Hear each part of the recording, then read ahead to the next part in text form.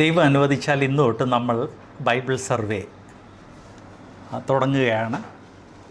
ദൈവം അനുവദിച്ചാൽ ബൈബിളിൻ്റെ 66 ബുക്സും നമ്മൾ അതിൻ്റെ ഒരു ഇൻട്രൊഡക്ഷൻ കാണുന്നതായിരിക്കും. ആക്ച്വലി ഒരു വ്യക്തി കർത്താവായ യേശുക്രിസ്തുവിനെ രക്ഷിതാവായിട്ട് സ്വീകരിച്ചു കഴിഞ്ഞാൽ ആ വ്യക്തിയെ ഏറ്റവും ആദ്യമേ പരിശീലിപ്പിക്കേണ്ട ചില വിഷയങ്ങളുണ്ട്. പ്രത്യേകിച്ച് ഒരു ക്രിസ്തീയ പശ്ചാത്തലം ഇല്ലാത്ത വ്യക്തിയാണെങ്കിൽ, ക്രിസ്തീയ പശ്ചാത്തലമുള്ള വ്യക്തിയാണെങ്കിൽ ഒരു ടീനേജൊക്കെ ആകുമ്പോഴത്തേക്ക്, ടീനേജ് തുടങ്ങുമ്പോഴത്തേക്ക് പേരൻസ് അത്യാവശ്യമായിട്ട് കുട്ടിയെ പഠിപ്പിച്ചിരിക്കേണ്ട വിഷയമാണ് ബൈബിൾ സർവേ. അങ്ങനെ ബൈബിൾ സർവേ പഠിച്ചെങ്കിൽ മാത്രമേ ബൈബിൾ 66 ബുക്സും നമുക്ക് വേണ്ടി മീനിങ് ഫുൾ ആകത്തുള്ളൂ എന്നുള്ള കാര്യം ഞാൻ ഓർപ്പിക്കട്ടെ. ഞാനത് മനസ്സിലാക്കിയത് എൻ്റെ ആത്മീയ ജീവിതത്തെക്കുറിച്ച് ഞാൻ പല പ്രാവശ്യം നിങ്ങളുടെ മുമ്പിൽ സാക്ഷി പറഞ്ഞിട്ടുണ്ടല്ലോ. 5-ാം വയസ്സിൽ രക്ഷിക്കപ്പെട്ടു, 15-ാം വയസ്സായപ്പോഴത്തേക്ക് പിന്മാറ്റത്തിലായി. ഒരു 18-ാം വയസ്സായപ്പോഴാണ് ആത്മീയ ജീവിതത്തിൽ ആ പിന്മാറ്റത്തിൽ നിന്നൊരു മാറ്റം സംഭവിച്ചത്. അത് ചില ബുക്സിൻ്റെ കാരണം കൊണ്ടായിരുന്നെന്ന് ഞാൻ ഓർപ്പിച്ചു. അങ്ങനെ ഒരു മാറ്റം വന്നു കഴിഞ്ഞതോടെ ഞാൻ എന്നെ തന്നെ ദൈവവചനം പഠിക്കാൻ വേണ്ടി പൂർണ്ണമായിട്ട് ഡിവോട്ട് ചെയ്തു. ആ സമയത്ത് ദൈവം തൻ്റെ കരുതലിൻ്റെ കാരണം കൊണ്ട് വായിച്ചിരിക്കേണ്ട, മനസ്സിലാക്കേണ്ട പല ബുക്സ് എനിക്ക് തന്നു. അതാരും ഗൈഡ് ചെയ്തതല്ല.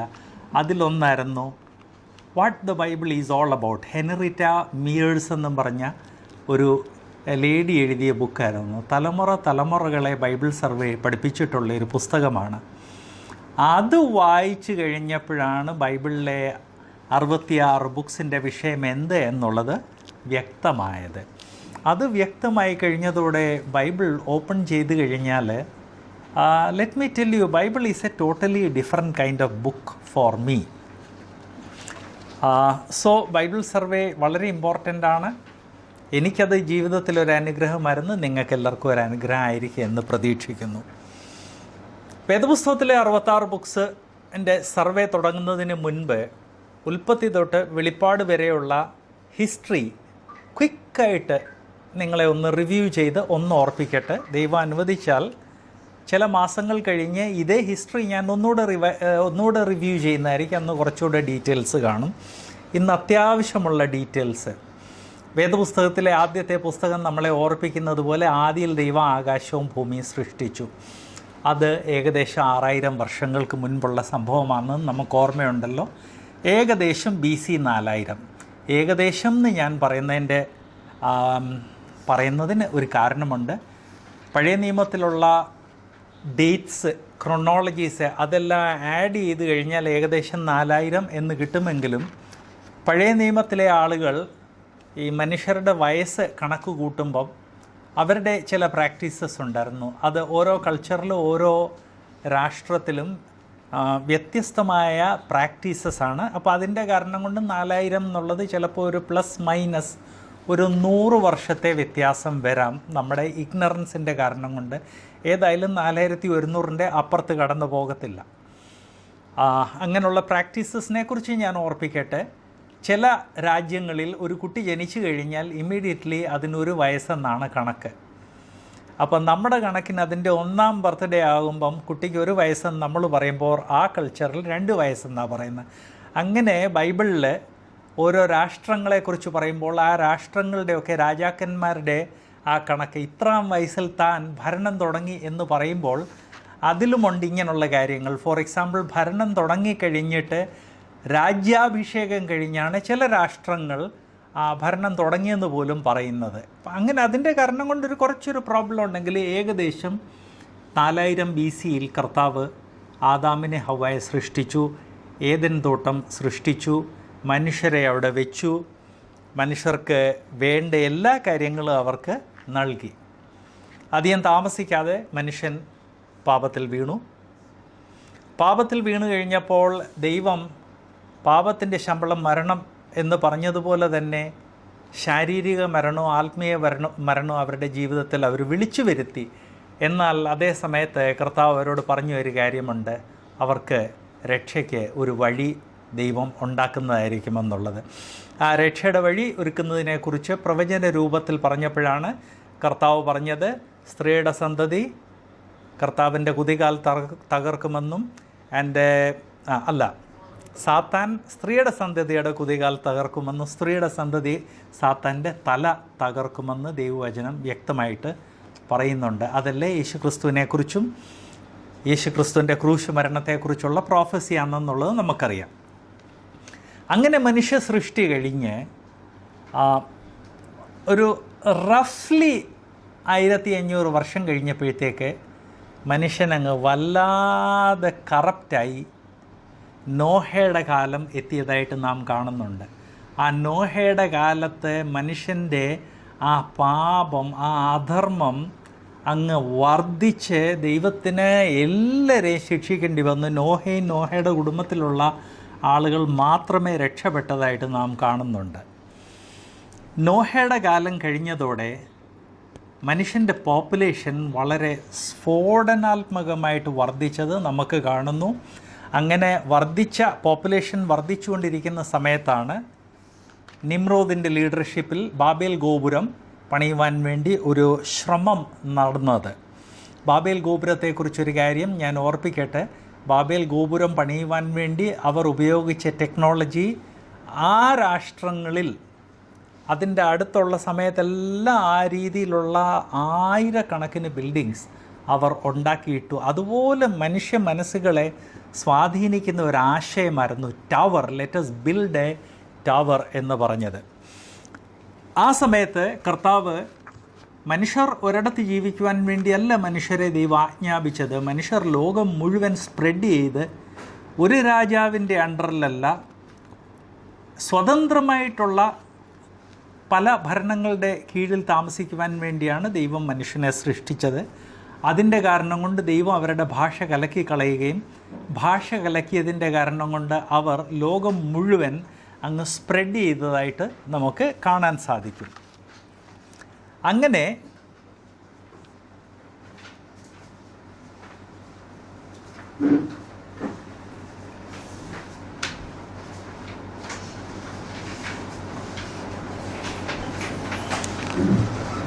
നമ്മളിപ്പം ഉൽപ്പത്തി തൊട്ട് വെളിപ്പാട് വരെ ഒരു വിഹക വീക്ഷണം ചെയ്തുകൊണ്ടിരിക്കുകയാണ്.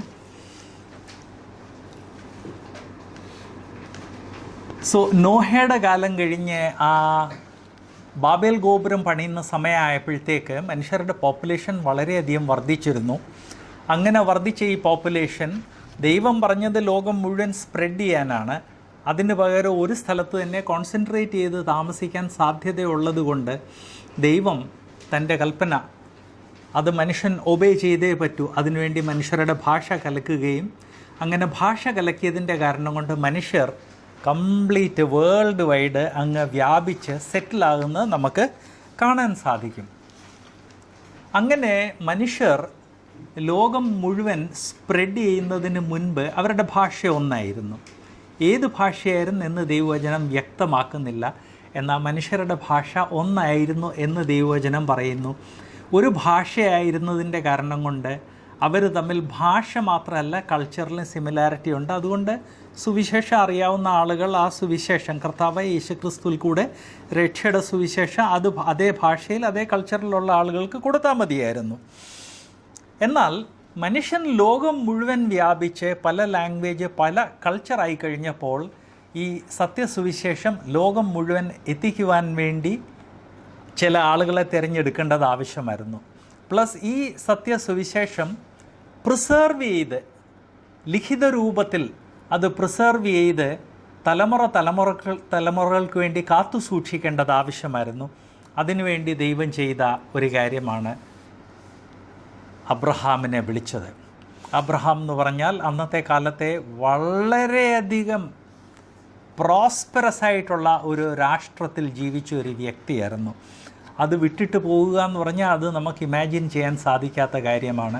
ഞാൻ ഓർപ്പിക്കട്ടെ, അബ്രഹാമിൻ്റെ ടൗണിൽ നിന്ന് അതെല്ലാം അങ്ങ് മണ്ണിൻ്റെ താഴെ ആയിപ്പോയായിരുന്നു. 1800കളിൽ ആ ടൗൺ കണ്ടുപിടിക്കുകയും അതെന്താണെന്നറിയാൻ വയ്യാത്ത മനുഷ്യർ അവിടെയുള്ള ഇഷ്ടിക കൊണ്ടുപോയി വീട് പണിയുകയും അങ്ങനെ ആയിരക്കണക്കിന് വീടുകൾ പണിത് കഴിഞ്ഞപ്പോഴാണ് ശാസ്ത്രജ്ഞന്മാർക്ക് തോന്നി ഇതെന്തോ പ്രാചീന കാലത്തെ ഇമ്പോർട്ടൻ്റ് ടൗൺ ആണല്ലോ. അങ്ങനെയാണ് അവർ ആ ടൗണിനെ ആർക്കിയോളജിസ്റ്റ് പോയി കണ്ടുപിടിച്ചത്. സോ ഞാൻ ഓർപ്പിക്കട്ടെ,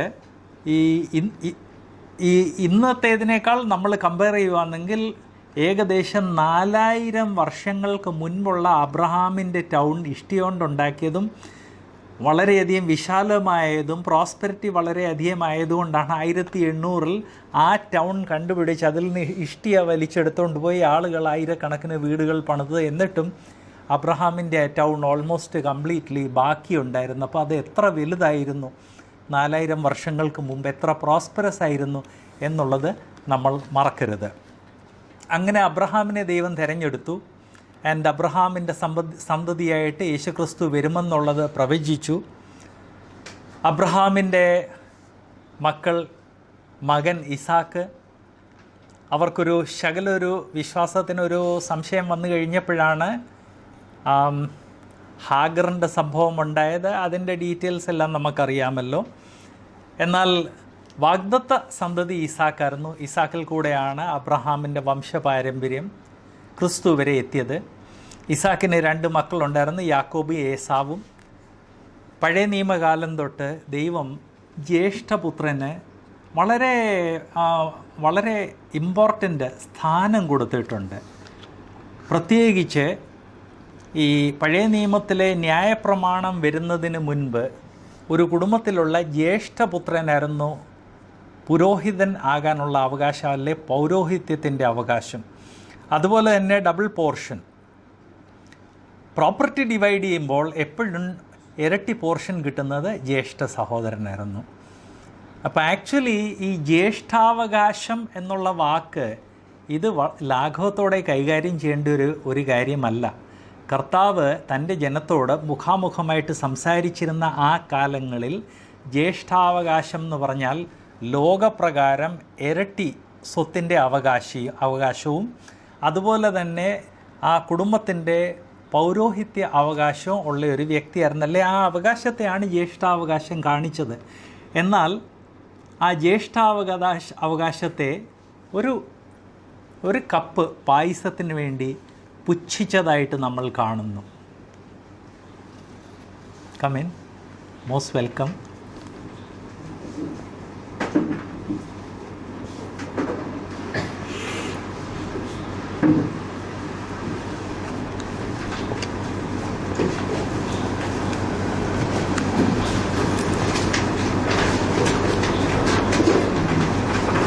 Most welcome. Who is the new face? Your daughter? At my age, we can't hear. Andrea. Andrea. Wow. Famous name. Okay, we welcome Andrea. And chart ഉണ്ട്, അതിൻ്റെ യൂസ് കുറച്ചുകൂടെ കഴിഞ്ഞേ വരത്തുള്ളൂ. Today we are doing Bible survey. We started Bible survey and ഞാൻ Genesis തൊട്ട് revelation വരെ ഒരു വിഹക വീക്ഷണം പറഞ്ഞുകൊണ്ടിരിക്കുമായിരുന്നു. ഞാൻ ഓർപ്പിച്ചതുപോലെ BC 4000 സൃഷ്ടി നടന്നു. അധികം താമസിക്കാതെ മനുഷ്യൻ പാപിയായി കഴിഞ്ഞ് ദൈവരക്ഷയ്ക്ക് വേണ്ടിയുള്ള വഴി അവരോട് പറഞ്ഞു, ദൈവം ഒരുക്കുമെന്നുള്ളത്. എന്നാൽ 1500 വർഷത്തോളം കഴിഞ്ഞപ്പോഴത്തേക്ക് മനുഷ്യന് അങ്ങ് അധമ പാപിയായി മാറി. നോഹയുടെ കാലത്ത് ദൈവം അവരെ ശിക്ഷിക്കേണ്ടി വന്നു. നോഹയുടെ കാലം കഴിഞ്ഞ് ദൈവം അവരോട് ലോകം മുഴുവൻ സ്പ്രെഡ് ചെയ്ത് പോകാൻ പറഞ്ഞു.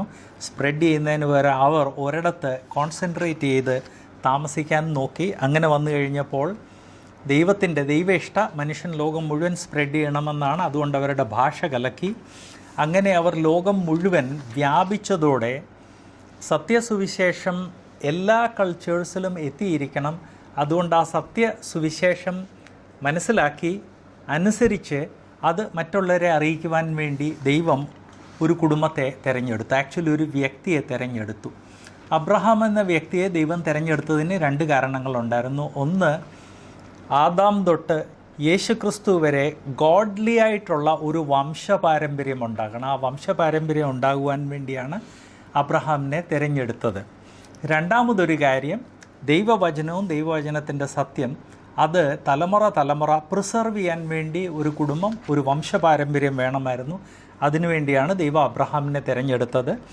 അബ്രഹാമിനെ തിരഞ്ഞെടുത്തു. അബ്രഹാമിൻ്റെ മകൻ ഇസാക്കിന് 2 മക്കളുണ്ടായിരുന്നു, ഏസാവും യാക്കോബും. ഏസാവ് ജ്യേഷ്ഠപുത്രനായതുകൊണ്ട് ഏസാവിന് ലോകപ്രകാരം പ്രോപ്പർട്ടിയിൽ ഇരട്ട ഡബിൾ അവകാശവും ആത്മീയ ജീവിതത്തിൽ കുടുംബത്തിൻ്റെ പൗരോഹിത്യം ദൈവം നൽകിയിരുന്നു. എന്നാൽ ഒരു കപ്പ് പായസത്തിന് വേണ്ടി താൻ ജ്യേഷ്ഠാവകാശത്തെ പുച്ഛിച്ചതായിട്ട് കാണുന്നു. ഇന്നത്തെ സമൂഹത്തിൽ ജ്യേഷ്ഠാവകാശത്തെ പുച്ഛിച്ചെന്ന് പറഞ്ഞാൽ അത് വലിയ കാര്യമൊന്നുമല്ല. കാരണം ഇന്ന് അങ്ങനെ പൗരോഹിത്യവുമില്ല, ആൻഡ് ജ്യേഷ്ഠപുത്രന് ഇരട്ടി ഈ പ്രോപ്പർട്ടിയിൽ റൈറ്റ്സ് ഒന്നുമില്ല. അതുകൊണ്ട് ഇന്ന് ജ്യേഷ്ഠാവകാശം എന്ന് കേൾക്കുമ്പം നമുക്കതിൽ വലിയ സീരിയസ് ഒന്നും തോന്നത്തില്ലെങ്കിലും നമ്മൾ മറക്കാൻ പാടില്ലാത്ത കാര്യം, ദൈവം തൻ്റെ ജനത്തോട് മുഖാമുഖമായിട്ട് സംസാരിച്ചിരുന്ന കാലങ്ങളിൽ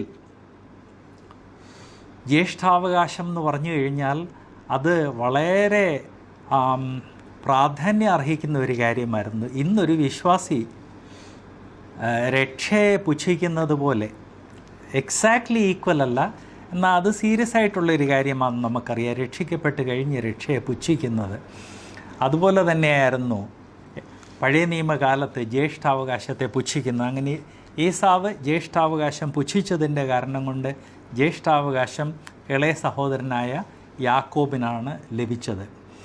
യാക്കോബ് നമുക്കറിയാമല്ലോ, ജനിച്ചുകൊണ്ടിരിക്കുന്ന സമയം തൊട്ട് വക്രത നിറഞ്ഞ ഒരു വ്യക്തിയായിരുന്നു. യാക്കോബിൻ്റെ ജീവിതത്തിൽ അത് തുടർന്നു. എന്നാൽ ദൈവം യാക്കോബിനെ വളരെയധികം എടുത്ത് ഷേപ്പ് ചെയ്ത് ഫൈനലി യാക്കോബ് തൻ്റെ ജീവിതത്തിൽ ഒരു നീതിമാനായി മാറി. എന്നാൽ ആ യാക്കോബിനുണ്ടായ 12 മക്കൾ, അതിൽ പലരെക്കുറിച്ച് നമ്മൾ പിന്നെ വായിക്കുന്നുണ്ട്. അതിൽ പലർ അത്ര സ്ട്രെയിറ്റ് ഫോർവേഡ് അല്ലായിരുന്നു. അവർ സ്ട്രെയിറ്റ് ഫോർവേഡ് അല്ലാത്തതുകൊണ്ട് പല പ്രോബ്ലംസ് വരാൻ സാധ്യതയുണ്ട് എന്ന് ദൈവം മനസ്സിലാക്കി അവർ കാണിച്ച വഞ്ചന, അവർ കാണിച്ച ക്രൂരത ദൈവം ഉപയോഗിച്ചു. അങ്ങനെ യോസേപ്പിനെ കനാനിൽ നിന്ന് ഈജിപ്തിൽ കൊണ്ടുപോയി യോസേപ്പിനെ പ്രൊട്ടക്റ്റ് ചെയ്തതായിട്ട് നാം കാണുന്നുണ്ട്. യാക്കോബിൻ്റെ 12 മക്കളിൽ റൂബേനായിരുന്നു ഡബിൾ പോർഷനും പൗരോഹിത്യം. എന്നാൽ റൂബേൻ കാണിച്ച പാപത്തിൻ്റെ കാരണം കൊണ്ട്, നൈതിക ധാർമ്മിക പാപത്തിൻ്റെ കാരണം കൊണ്ട് റൂബേൻ്റെ ആ ഡബിൾ പോർഷൻ അത് യൂദായിക്കും പൗരോഹിത്യം ലേവിക്കും ലഭിച്ചതായിട്ട് നാം കാണുന്നുണ്ട്. ലേവി യൂദ എന്ത് ചെയ്തതുകൊണ്ടാണ് അവർക്കിത് ലഭിച്ചതെന്നുള്ളത് മുന്നോട്ട് ദൈവവചനം വായിക്കുമ്പോൾ നമുക്ക് മനസ്സിലാക്കാൻ സാധിക്കുന്നുണ്ട്. സോ അങ്ങനെ ഈ സഹോദരന്മാർ, അതിൽ ബെന്യാമീൻ ഇൻക്ലൂഡഡ് അല്ലായിരുന്നു, ബാക്കി 10 പേര് ചേർന്ന് യോസേപ്പിനെ ആദ്യമേ പൊട്ടക്കിണറിലിട്ടു, അത് കഴിഞ്ഞ് അടിമത്വത്തിൽ വിറ്റ് കളഞ്ഞു. എല്ലാ കാര്യത്തിൽ 10 പേര് ഏകാഭിപ്രായം അല്ലായിരുന്നു എന്നൂടെ ഞാൻ ഓർപ്പിക്കട്ടെ. എന്നാലും കുറ്റകൃത്യത്തിൽ അല്ലെ യോസേപ്പിനെ പകയ്ക്കുന്ന കാര്യത്തിൽ ഇവർ 10 പേരും ഒന്നായിരുന്നു.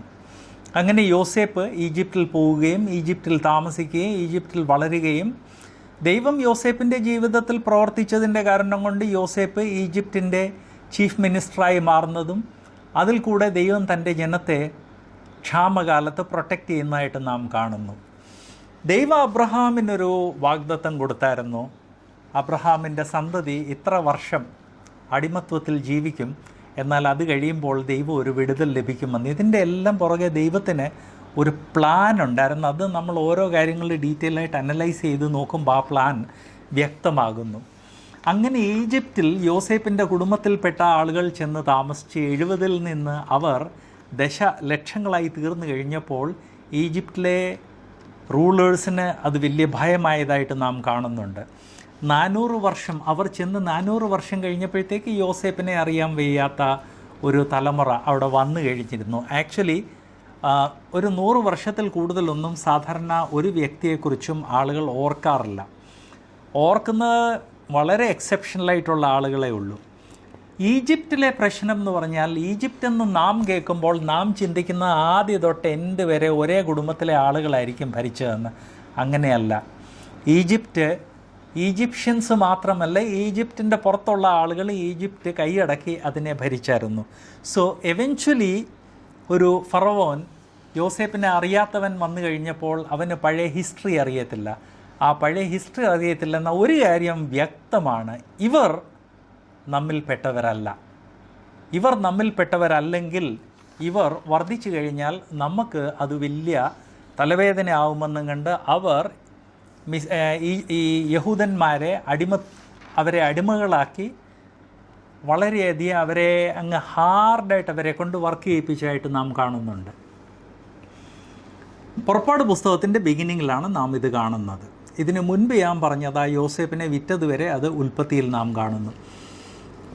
ദൈവം തൻ്റെ ജനത്തെ ഓർത്തു, അവരെ ഓർത്ത് മോശെ ഒരു ലീഡറായിട്ട് അയച്ചു. മോശെ ചെന്ന് അന്ന് ലോകത്തിലെ ഏറ്റവും വലിയ രാഷ്ട്രം, ഏറ്റവും വലുതെന്ന് പറഞ്ഞു കഴിഞ്ഞാൽ ഫൈനാൻഷ്യലി ആൻഡ് മിലിറ്ററി പവർ ലോകത്തിൽ ഏറ്റവും അധികം ഉണ്ടായിരുന്ന രാഷ്ട്രമാണ്. ആ രാഷ്ട്രത്തിലെ രാഷ്ട്രത്തലവനോട് ചെന്ന്, ഏകാധിപതിയോട് ചെന്ന് ദൈവജനത്തെ പറഞ്ഞയക്കണം എന്ന് മോശെ ചെന്ന് പറഞ്ഞ് നമുക്ക് ഓർമ്മയുണ്ടല്ലോ. ഒരു കാര്യം നമ്മൾ പ്രത്യേകം ഓർക്കണം, ഈജിപ്തിലെ ഫറവോൻ എന്ന് പറഞ്ഞു കഴിഞ്ഞാൽ ഈജിപ്ഷ്യൻസിൻ്റെ ദൈവമായിരുന്നു. ഈ പല പേഗൻ രാഷ്ട്രങ്ങളിൽ ആ രാഷ്ട്രം ഭരിക്കുന്ന ആളിനെ ദൈവമായിട്ട് കാണുകയും ദൈവമായിട്ട് ആളുകൾ ആരാധിക്കുകയും ചെയ്തിരുന്നു. അതിൻ്റെ ഒരു എക്സാമ്പിളാണ് നീറോ, റോമൻ ചക്രവർത്തി. അത് ദൈവമായിട്ട് ആളുകൾ റോമൻ ചക്രവർത്തിയെ ആരാധിച്ചിരുന്നു. ക്രിസ്ത്യാനികൾ റോമൻ ചക്രവർത്തിയെ ദൈവമായിട്ട് ആരാധിക്കാത്തതിൻ്റെ കാരണം കൊണ്ടാണ് ക്രിസ്ത്യാനികൾക്ക് പീഡനങ്ങളുണ്ടായതിൻ്റെ ഒരു കാരണം. അതുപോലെ തന്നെ ഈജിപ്ഷ്യൻസിൽ ഫറവോൻ അവരുടെ ദൈവമായിരുന്നു. ആ ഈജിപ്ഷ്യൻസിന് ദൈവം അയച്ചു കൊടുത്ത ആ 10 ക്രൈസിസ് ഉണ്ടായിരുന്നു. അതിൽ പലത് ഈജിപ്ഷ്യൻസിൻ്റെ ദൈവങ്ങളായിരുന്നു. ആ ദൈവങ്ങൾ അവർക്ക് ശക്തിയില്ല എന്നുള്ളത് കാണിക്കുവാൻ വേണ്ടിയാണ് ദൈവം ഇത് ഓരോന്നോരോന്നായിട്ട് അയച്ചത്. അതിൽ 10ാമത്തെ അവർക്ക് വന്ന വിപത്ത് ആദ്യജാതനെ സംഹരിക്കുകയായിരുന്നു. ഫറവോൻ്റെ ആദ്യജാതനെയും കുടുംബത്തിലുള്ള എല്ലാ കുടുംബങ്ങളിലുള്ള ആദ്യജാതനെ സംഹരിച്ചതിൽ കൂടെ അവരുടെ ദൈവങ്ങളും ദൈവങ്ങളുടെ പ്രതിനിധികളും അവർ ശക്തിയില്ലാത്തവരാണ് എന്ന് ദൈവം വ്യക്തമായിട്ട് കാണിച്ചു. അങ്ങനെ ഏതാണ്ട് BC 1450 റഫായിട്ട് ഓർക്കാനാണെങ്കിൽ 1500 ഓർത്താൽ മതി. എക്സാക്ട്ലി പറഞ്ഞാൽ BC 1450 ഈജിപ്തിൽ നിന്ന് മോശ ദൈവജനത്തെയും കൊണ്ട് പുറത്തിറങ്ങിയത്. 40 വർഷത്തെ യാത്ര നമുക്കറിയാമല്ലോ. ഈ 40 വർഷത്തെ യാത്ര കഴിഞ്ഞ് അവർ കനാൻ നാട്ടിലെത്തി. അപ്രോക്സിമേറ്റ്ലി 1400 അവിടെ എത്തിക്കഴിഞ്ഞപ്പോൾ അപ്പം മോശയ്ക്ക് യോർദാൻ്റെ അക്കരെ പോകാൻ സാധിച്ചില്ല. ലീഡർഷിപ്പ് യോശുവയുടെ കയ്യിൽ വന്നു.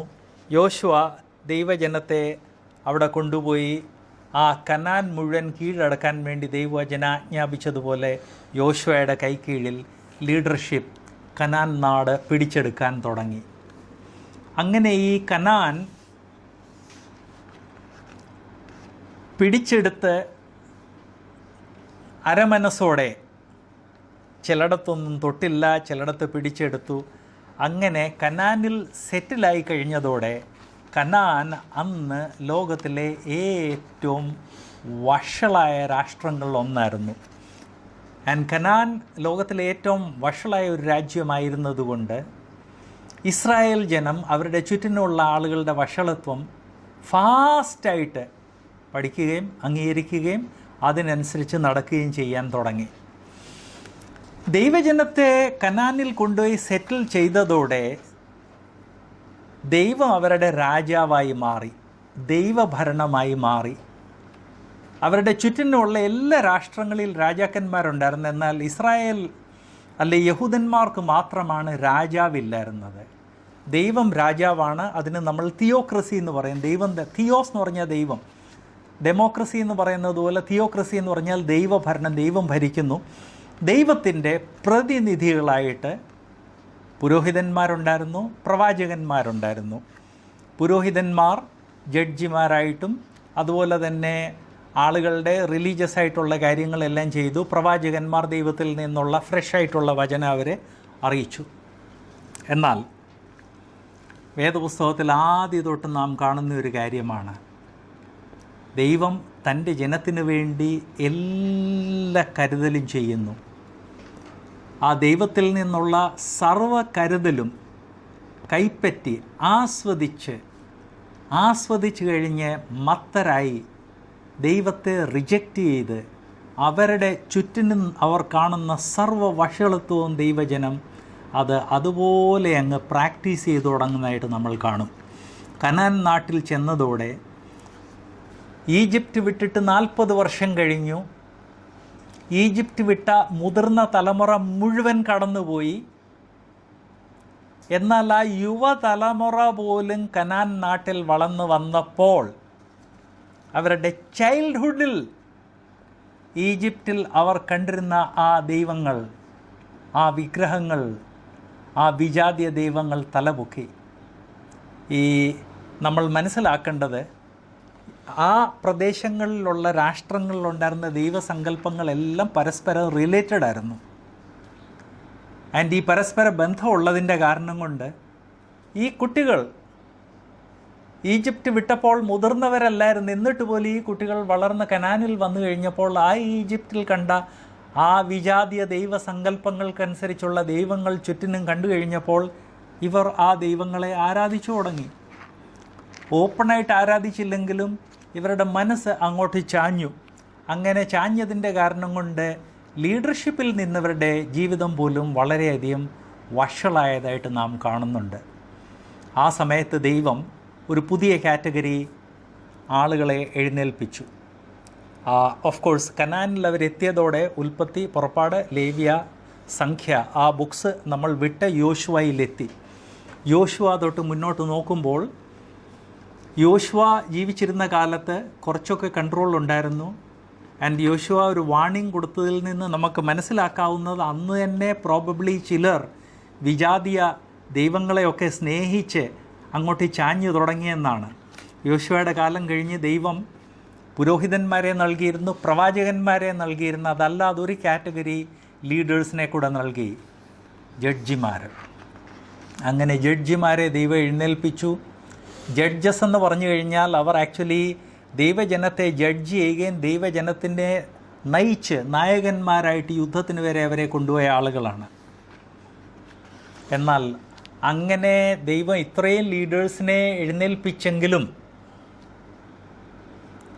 ആ ജഡ്ജിമാരുടെ കാലത്തിൻ്റെ അവസാനമായപ്പോഴത്തേക്ക് ദൈവം പൗരോഹിത്യമാർക്ക് കൊടുത്തിരുന്നു. അവർ പോലും ജീവിതത്തിൽ ചിന്തിക്കാൻ സാധിക്കാത്ത രീതിയിൽ അധപ്പതിച്ചതായിട്ട് കാണുന്നു.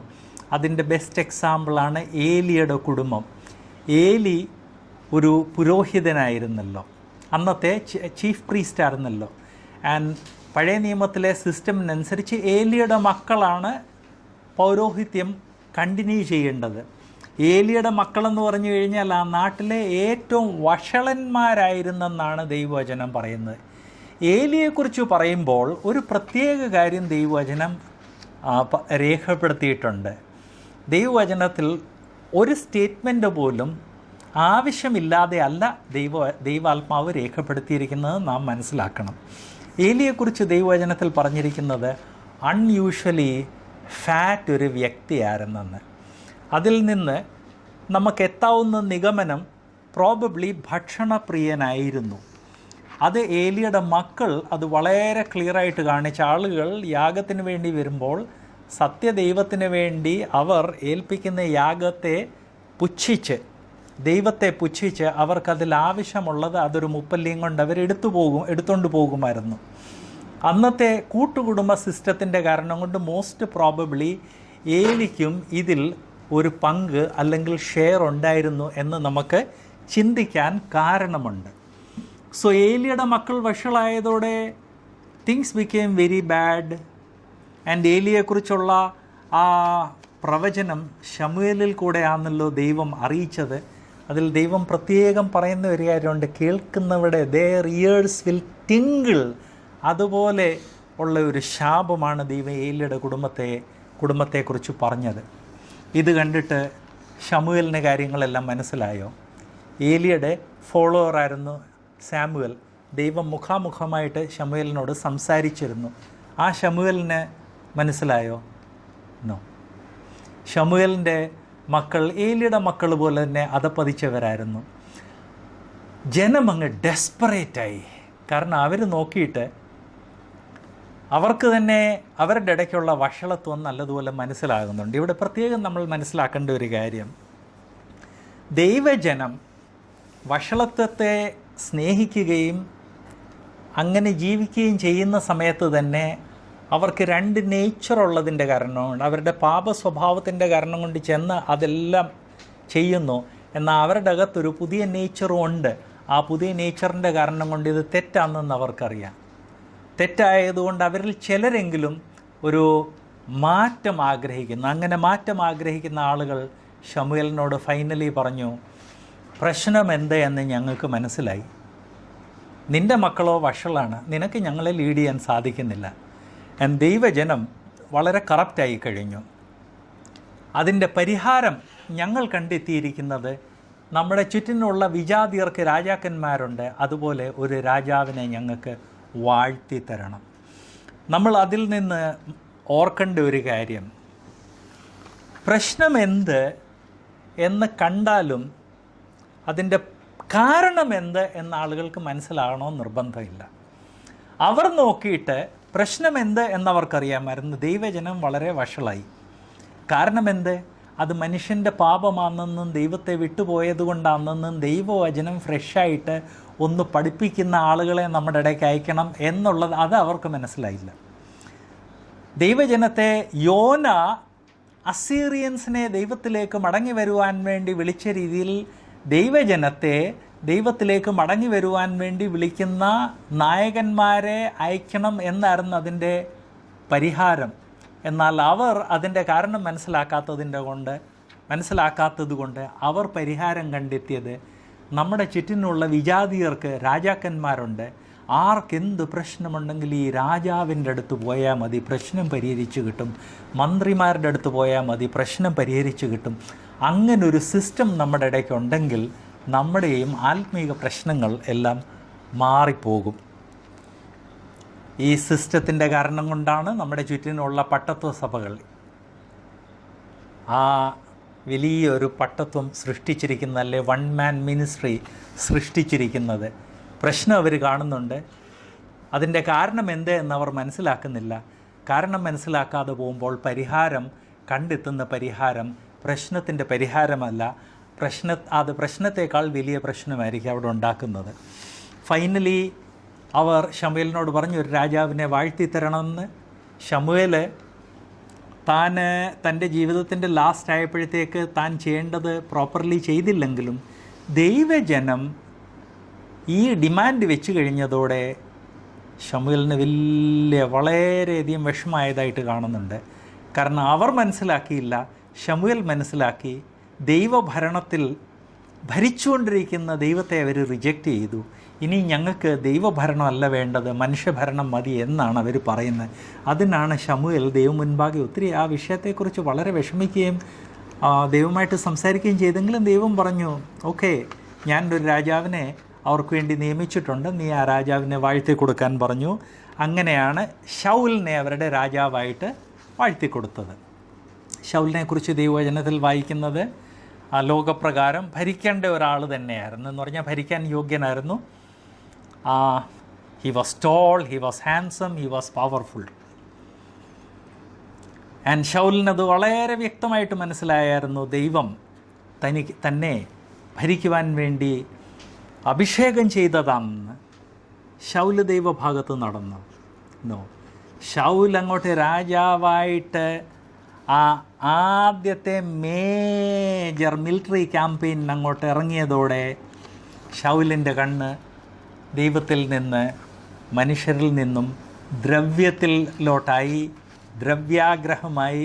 ദ്രവ്യാഗ്രഹത്തിൻ്റെ കാരണം കൊണ്ട് ദൈവം കൽപ്പിച്ചതിൻ്റെ തൊട്ട് ഓപ്പോസിറ്റ് അവിടെ കിട്ടുന്ന ജന്തുക്കൾ അതെല്ലാം ദൈവത്തിന് വേണ്ടി യാഗാർപ്പിതമാണെന്ന് പറഞ്ഞിട്ട്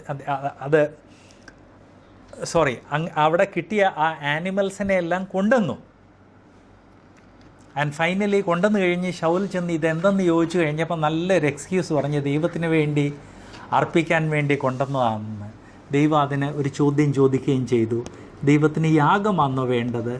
ദൈവത്തിന് തന്നോട് പ്രോപ്പർ ബന്ധമുള്ള ഒരു ഹൃദയമാണോ വേണ്ടതെന്ന് ദൈവം അവിടെ ചോദിച്ചു.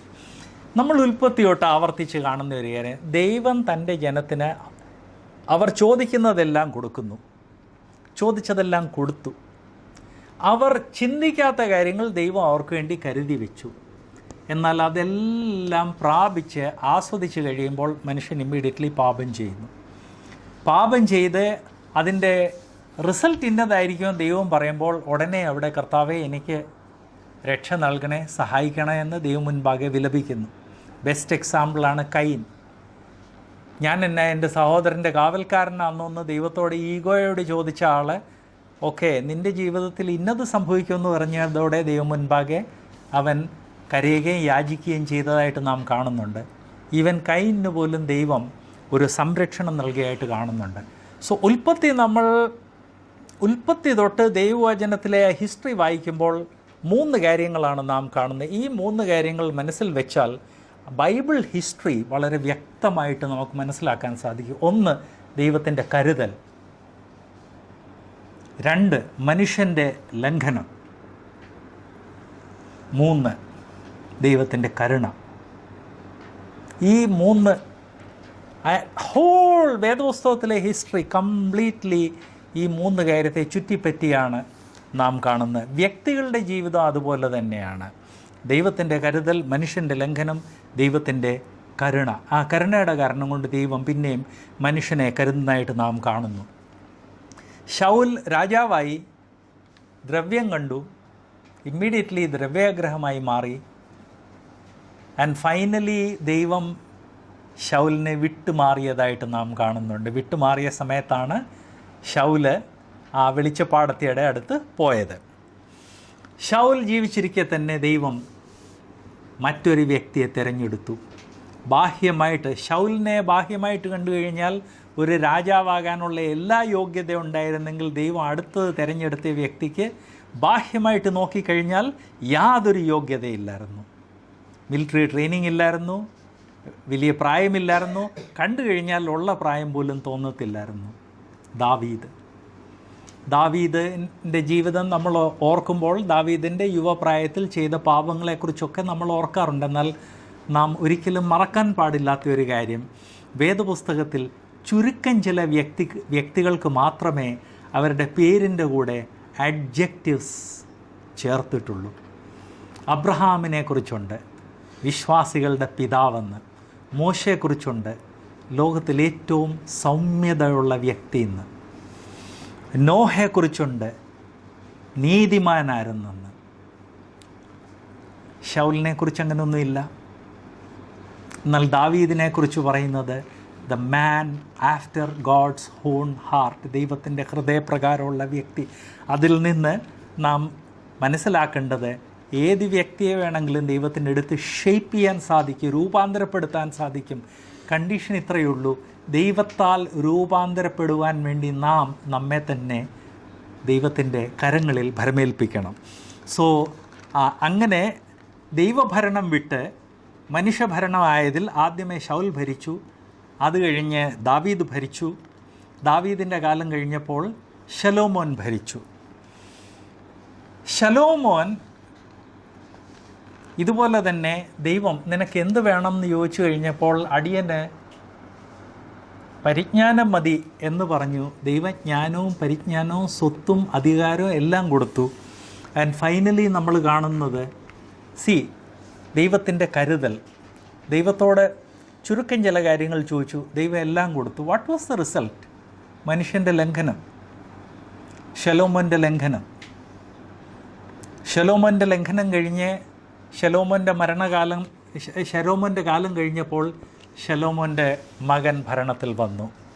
മകൻ ഭരണത്തിൽ വന്നു കഴിഞ്ഞപ്പോൾ ദൈവജന അടുത്ത് എന്ന് ഞങ്ങളോട് കുറച്ച് അനുകമ്പ കാണിക്കണം, കാരണം അവിടുത്തെ പിതാവ് വളരെയധികം ഞങ്ങളെ ടാക്സ് ചെയ്തിരുന്നു. കാരണം ഈ 1000 സ്ത്രീകളെ അവരുടെ കുടുംബങ്ങളെ പോറ്റണം. ഒരു ചക്രവർത്തിയുടെ ഭാര്യമാരും വെപ്പാട്ടിമാരെന്ന് പറഞ്ഞു കഴിഞ്ഞാൽ അവർക്ക് ചക്രവർത്തിയുടെ സ്റ്റേറ്റസിലുള്ള ലിവിങ് കൊടുക്കണം. ജോലിയൊന്നുമില്ല, ബിസിനസ്സൊന്നുമില്ല, ആദായമൊന്നുമില്ല. ദൈവജനത്തെ കൊള്ളയടിച്ചാണ് ഈ 1000 കുടുംബങ്ങളെ പോറ്റിയത്. അതല്ലാതെ ഈ 1000 ആളുകൾക്ക് വേണ്ടിയുള്ള കൊട്ടാരങ്ങൾ, ഈ 1000 ആളുകൾക്ക് വേണ്ടിയല്ലേ മാളികകൾ, പിന്നെ ഒത്തിരി കാര്യങ്ങൾ. അതല്ലാതെ പിന്നെ ശലോമോൻ്റെ വേറെ ഏറെ ആംബിഷൻസ് ഉണ്ടായിരുന്നു. തൻ്റെ പിതാവിൻ്റെ സമയത്തുള്ള വളരെ പ്രായവും പക്വതയുള്ള ആളുകൾ പറഞ്ഞു, ദൈവജനത്തോട് സോഫ്റ്റായിട്ട് സംസാരിച്ചു കഴിഞ്ഞാൽ ദൈവജനം അവർ നിന്നെ they will be mad after you. കൂട്ടുകാർ പറഞ്ഞു, നീ രാജാവാന്നോ, നീ ഭരിക്കുവാന്നോ, അങ്ങനെ നല്ല ഹാർഷായിട്ട് അങ്ങോട്ട് മറുപടി പറയാൻ പറഞ്ഞു. അങ്ങനെ അവൻ വളരെ ഹാർഷായിട്ട് മറുപടി പറയുകയും ദൈവം യാക്കോബിൻ്റെ സമയം തൊട്ട് ആ കാലം വരെ കൊണ്ടുവന്ന ആ 12 ഗോത്രങ്ങൾ 2ആയിട്ട് സ്പ്ലിറ്റ് ആകുന്നതായിട്ട് നാം കാണുന്നു. ആ സ്പ്ലിറ്റ് ആയതിൽ 10 ഗോത്രങ്ങൾ ഇസ്രായേൽ എന്നും 2 ഗോത്രങ്ങൾ യഹൂദ എന്ന് അറിയപ്പെട്ടു. അത് കഴിഞ്ഞ് ഇസ്രായേലിൻ്റെയും യഹൂദയുടെയും ഹിസ്റ്ററി രാജാക്കന്മാരുടെയും ദിനവൃത്താന്തങ്ങളുടെയും പുസ്തകത്തിൽ നാം ഡീറ്റെയിൽ ആയിട്ട് വായിക്കുന്നു. അത് വായിച്ചു കഴിഞ്ഞാൽ നമ്മൾ മനസ്സിലാക്കുന്നത് 10 ഗോത്രങ്ങൾ അവരെ ഭരിച്ച ഒരു രാജാവ് പോലും നീതിമാനില്ലായിരുന്നു, ഒരാൾ പോലും. ആൻഡ് ലീഡർഷിപ്പിൽ നീതിമാന്മാരില്ലെങ്കിൽ ജനം അതിനേക്കാൾ അധികം അനീതിയിൽ പോകും. അത് നമ്മൾ പ്രത്യേകം മനസ്സിലാക്കേണ്ടതാണ്. And what was the result? ഏതാണ്ട് ഒരു BC 700 ആയപ്പോഴത്തേക്ക്, ഞാൻ അപ്രോക്സിമേറ്റ് ടൈമാണ് ഇന്ന് പറയുന്നത്, ഒരു 700 ആയപ്പോഴത്തേക്ക് ആ ഇസ്രായേൽ കംപ്ലീറ്റ്ലി അധപ്പതിച്ച് ദൈവം അവരെ അവരുടെ രാഷ്ട്രത്തിൽ നിന്ന് അടിമകളായിട്ട് ലോക രാഷ്ട്രം മുഴുവൻ സ്പ്രെഡ് ചെയ്തു. ആവർത്തന പുസ്തകത്തിൽ ദൈവം പറഞ്ഞിട്ടുള്ളൊരു കാര്യമാണ്, ഞാൻ പറയുന്നത് നിങ്ങൾ കേട്ടില്ലെങ്കിൽ ഇന്ന രീതി ശിക്ഷിക്കും, അങ്ങനെ ശിക്ഷിച്ചിട്ടും നിങ്ങൾ കേട്ടില്ലെങ്കിൽ ഞാൻ ഇന്നത് ചെയ്യും, അങ്ങനെ ശിക്ഷിച്ചത് നിങ്ങൾ അനുസരിച്ചില്ല ഇന്നത് ചെയ്യും. അങ്ങനെ മൾട്ടിപ്പിൾ ടൈംസ് പറഞ്ഞ് ലാസ്റ്റിൽ പറഞ്ഞിരിക്കുന്നത്, എന്നിട്ടും ഞാൻ പറയുന്നത് നിങ്ങൾ കേൾക്കുന്നില്ല, ഇല്ലെങ്കിൽ വിദേശ രാജാക്കന്മാർ വന്ന് നിങ്ങളെ ഭരിക്കും. എന്നിട്ടും നിങ്ങളുടെ ജീവിതത്തിൽ ഒരു മാറ്റം വന്നില്ലെങ്കിൽ നിങ്ങളെ പൂർണ്ണമായിട്ട് അടിമത്വത്തിൽ വിടുന്നതായിരിക്കും എന്ന് കർത്താവ് ആവർത്തന പുസ്തകത്തിൽ പറഞ്ഞിട്ടുണ്ട്. ആ പറഞ്ഞതിനനുസരിച്ച് ഇസ്രായേലിലെ 10 ഗോത്രങ്ങളെ ദൈവം അടിമകളായിട്ട് ലോകം മുഴുവൻ ഛിന്ന ഭിന്നമാക്കി കളഞ്ഞു. ഇന്നും ഈ 10 ഗോത്രങ്ങളെ 100% ട്രേസ് ചെയ്യാൻ സാധിച്ചിട്ടില്ല. നിങ്ങൾ കേട്ടിട്ടുണ്ടായിരിക്കും, കേട്ടുകാണും, ചില വർഷങ്ങൾക്ക് മുൻപ് മണിപ്പൂരിലുള്ള ഒരു പ്രത്യേക ട്രൈബിൽപ്പെട്ട ആളുകൾ അവർ യഹൂദന്മാരാണ് എന്ന് സംശയിച്ച് അവരുടെ ബ്ലഡ് യഹൂദന്മാർ ഇസ്രായേലിൽ കൊണ്ടുപോയി ടെസ്റ്റ് ചെയ്ത് അവർ യഹൂദന്മാരാണ്. ആക്ച്വലി ആ ഛിന്ന ഭിന്നമായ 10 ഗോത്രങ്ങളിൽപ്പെട്ട ഒരു ഗോത്രത്തിലെ കുറച്ച് ആളുകളായിരുന്നു എന്നുള്ളത് മനസ്സിലാക്കി അവർക്ക് ഇസ്രായേലിൻ്റെ സിറ്റിസൺഷിപ്പ് കൊടുത്ത് അവർ ഇന്ത്യയിൽ നിന്ന് ഇസ്രായേലിൽ മൈഗ്രേറ്റ് ചെയ്ത് പോയതായിട്ട് നിങ്ങൾ കേട്ട് കാണും. കേട്ടില്ലെങ്കിൽ അത് ഇപ്പോഴെങ്കിലും കേട്ടിരിക്കണം. സോ അങ്ങനെ ഈ 10 ഗോത്രങ്ങളിലുള്ള ആളുകൾ വേൾഡ് വൈഡ് സ്പ്രെഡായിപ്പോയി, അവരുടെ ഐഡൻറ്റിറ്റി പോലും ഇല്ലാതെയായിപ്പോയി. പ്ലസ് 1947-48 ഇസ്രായേൽ ഒരു സ്വതന്ത്ര രാഷ്ട്രമായി ഇസ്രായേൽ മക്കൾ തിരിച്ചുപോയി തുടങ്ങി. റെസ്റ്റോറേഷൻ ഉണ്ടായെന്ന് പലർ പഠിപ്പിക്കുന്നത് ഞാൻ ഓർപ്പിക്കട്ടെ, റെസ്റ്റോറേഷൻ തുടങ്ങിയിട്ടില്ല. ഇസ്രായേലിൻ്റെ യഥാസ്ഥാനപ്പെടുത്തൽ തുടങ്ങിയിട്ടില്ല. കാരണം ഇന്നും ആ ബാക്കി 10 ഗോത്രങ്ങൾ എവിടെയൊക്കെയാണെന്ന് പോലും അറിയത്തില്ല. മെയിൻലി 2 ട്രൈബ്സിലെ ആളുകളാണ് ഇപ്പോൾ അവിടെ ഉള്ളത്. അങ്ങനെ റഫ്ലി 700 ആയപ്പോഴത്തേക്ക് ഇസ്രായേൽ അടിമത്വത്തിൽ പോയി. BC 600 ആയപ്പോഴത്തേക്ക് യഹൂദയും അടിമത്വത്തിൽ പോയി. യഹൂദ ഇസ്രായേലിനേക്കാൾ കുറച്ചുകൂടെ അതിൽ ഉള്ള ആളുകൾ സ്പിരിച്വലായിരുന്നു. അതിന് കാരണമുണ്ട്. യഹൂദ ഗ്രൂപ്പിനെ ഭരിച്ച രാജാക്കന്മാരിൽ ചിലർ വളരെ നീതിമാന്മാരായിരുന്നു. ആ നീതിമാന്മാരായ രാജാക്കന്മാർ ലീഡർഷിപ്പ് കൊടുത്തതുകൊണ്ട് ഇസ്രായേലിനേക്കാൾ കുറച്ചുകൂടെ അധികം വർഷങ്ങൾ ഇവർ അവരുടെ രാഷ്ട്രത്തിൽ കണ്ടിന്യൂ ചെയ്തു. BC 600 ഫൈനലി അവരുടെ പാപങ്ങൾ വളരെയധികം അതിക്രമങ്ങൾ വർദ്ധിച്ചതിൻ്റെ കാരണം കൊണ്ട് ഫൈനലി അടിമകളായിട്ട് അവരെ കൊണ്ടുപോയി. ആ സംഭവം നമുക്ക് കുറച്ചുകൂടെ ഡീറ്റെയിൽ ആയിട്ട് അറിയാവുന്നതാണ്. കാരണം ഈ സ്റ്റോറീസ് എല്ലാം ഈ വേദപുസ്തകത്തിലെ ചരിത്ര ഗ്രന്ഥങ്ങളിലെ ലാസ്റ്റ് അധ്യായങ്ങളിൽ അതിനെക്കുറിച്ചൊരു ഹിൻറ്റുണ്ട്. ഏറ്റവും ഡീറ്റെയിൽ ആയിട്ട് നാം വായിക്കുന്നത് ദാനിയേലിൻ്റെ പ്രവചനത്തിലാണ്. ദാനിയേലിൻ്റെ പ്രവചനത്തിൽ നാം കാണുന്ന നെബൂഖദ്നേസർ ആളുകളെ അവരുടെ രാഷ്ട്രത്തിൽ നിന്ന് പുറത്താക്കി. അത് ആവർത്തന പുസ്തകത്തിൽ പറഞ്ഞിരിക്കുന്ന ഫൈനൽ ശിക്ഷയാണ് ദൈവജനത്തിന് വേണ്ടി. അങ്ങനെ പുറത്താക്കിയ സമയത്ത് പുറത്താക്കിയ സമയത്ത് നെബൂഖദ്നേസർ ഒരു കാര്യം പറഞ്ഞു: യഹൂദന്മാരുടെ ഇടയ്ക്ക് ഒന്ന് കാണാൻ ഭംഗിയുള്ളവരും ഹെൽത്തി ആയിട്ടും ബുദ്ധിയുള്ള ചെറുപ്പക്കാരെ തിരഞ്ഞെടുക്കണം. ആൻഡ് നമ്മുടെ സിസ്റ്റമിൽ അവർക്ക് ട്രെയിനിങ് കൊടുക്കണം. അതിൻ്റെ പർപ്പസ് എന്താണ്? അതിൻ്റെ പർപ്പസ് എന്ന് പറഞ്ഞു കഴിഞ്ഞാൽ ആ രാഷ്ട്രങ്ങളെല്ലാം നെബൂഖദ്നേസർ പിടിച്ചെടുത്തു. എന്നാൽ ആ രാഷ്ട്രങ്ങളിൽ നിന്ന് ധാരാളം ആദായമുണ്ടാകും. അതുകൊണ്ട് ആ രാഷ്ട്രത്തെ ഭരിക്കുവാൻ വേണ്ടി ഇങ്ങനെ ഇവർ ട്രെയിൻ ചെയ്ത ആളുകളെയാണ് അങ്ങോട്ട് അയക്കുന്നത്. ബ്രിട്ടീഷേഴ്സ് ഏതാണ്ട് 200 വർഷം ഇന്ത്യ ഭരിച്ച സമയത്ത് എക്സാക്ട്ലി ഇങ്ങനെയായിരുന്നു ചെയ്യുന്നത്. അവരുടെ ട്രെയിൻഡായിട്ടുള്ള ആളുകളെ ഇങ്ങോട്ട് അയച്ചിട്ട് അവർ പിടിച്ചെടുത്ത പോർഷൻസൊക്കെ ഭരിച്ചത്. എവൻച്വലി ഈ ബ്രിട്ടീഷേഴ്സ് തന്നെ ലോക്കൽ ഇന്ത്യൻസിനെ എടുത്ത് ട്രെയിൻ ചെയ്ത് ലീഡർഷിപ്പ് ഓഫീസ് അല്ലെങ്കിൽ ഈ ഗവൺമെൻറ്റിൽ ഏറ്റവും ലോവർ ലെവൽ പൊസിഷൻസ് അവരെ ഏൽപ്പിച്ചത് നമുക്ക് കാണാൻ സാധിക്കും. നിങ്ങൾ ഹിസ്റ്ററി വായിച്ചിട്ടുണ്ടെങ്കിൽ ബ്രിട്ടീഷേഴ്സുമായിട്ട് ഫൈറ്റ് ചെയ്ത സമയത്ത് ഇന്ത്യൻസ് തന്നെ പലയിടത്ത് വെടിവെച്ച് കൊന്നതായിട്ട് നാം കാണുന്നുണ്ട്. ഞാൻ ഇന്ന് ക്ലാസ് എടുക്കുന്നതിന് മുൻപ് നോക്കാൻ സാധിച്ചില്ല. എന്നാൽ നിങ്ങൾക്കറിയാമല്ലോ, ജാലിയാൻവാല ബാഗിൽ 100 കണക്കിന് ഇന്ത്യൻസിനെ വെടിവെച്ച് കൊന്നത് മോസ്റ്റ് പ്രോബബ്ലി ആ വെടിവെച്ചതല്ല ഇന്ത്യൻസ് ആയിരുന്നു. കാരണം ഈ പീരങ്കിയും ഗൺസുമെല്ലാം ഇന്ത്യൻസ് ആയിരുന്നു. അപ്പോൾ ഇന്ത്യൻസ് തന്നെയാണ് ഇന്ത്യൻസിനെ കൊന്നത്. അതാണ് സിസ്റ്റം.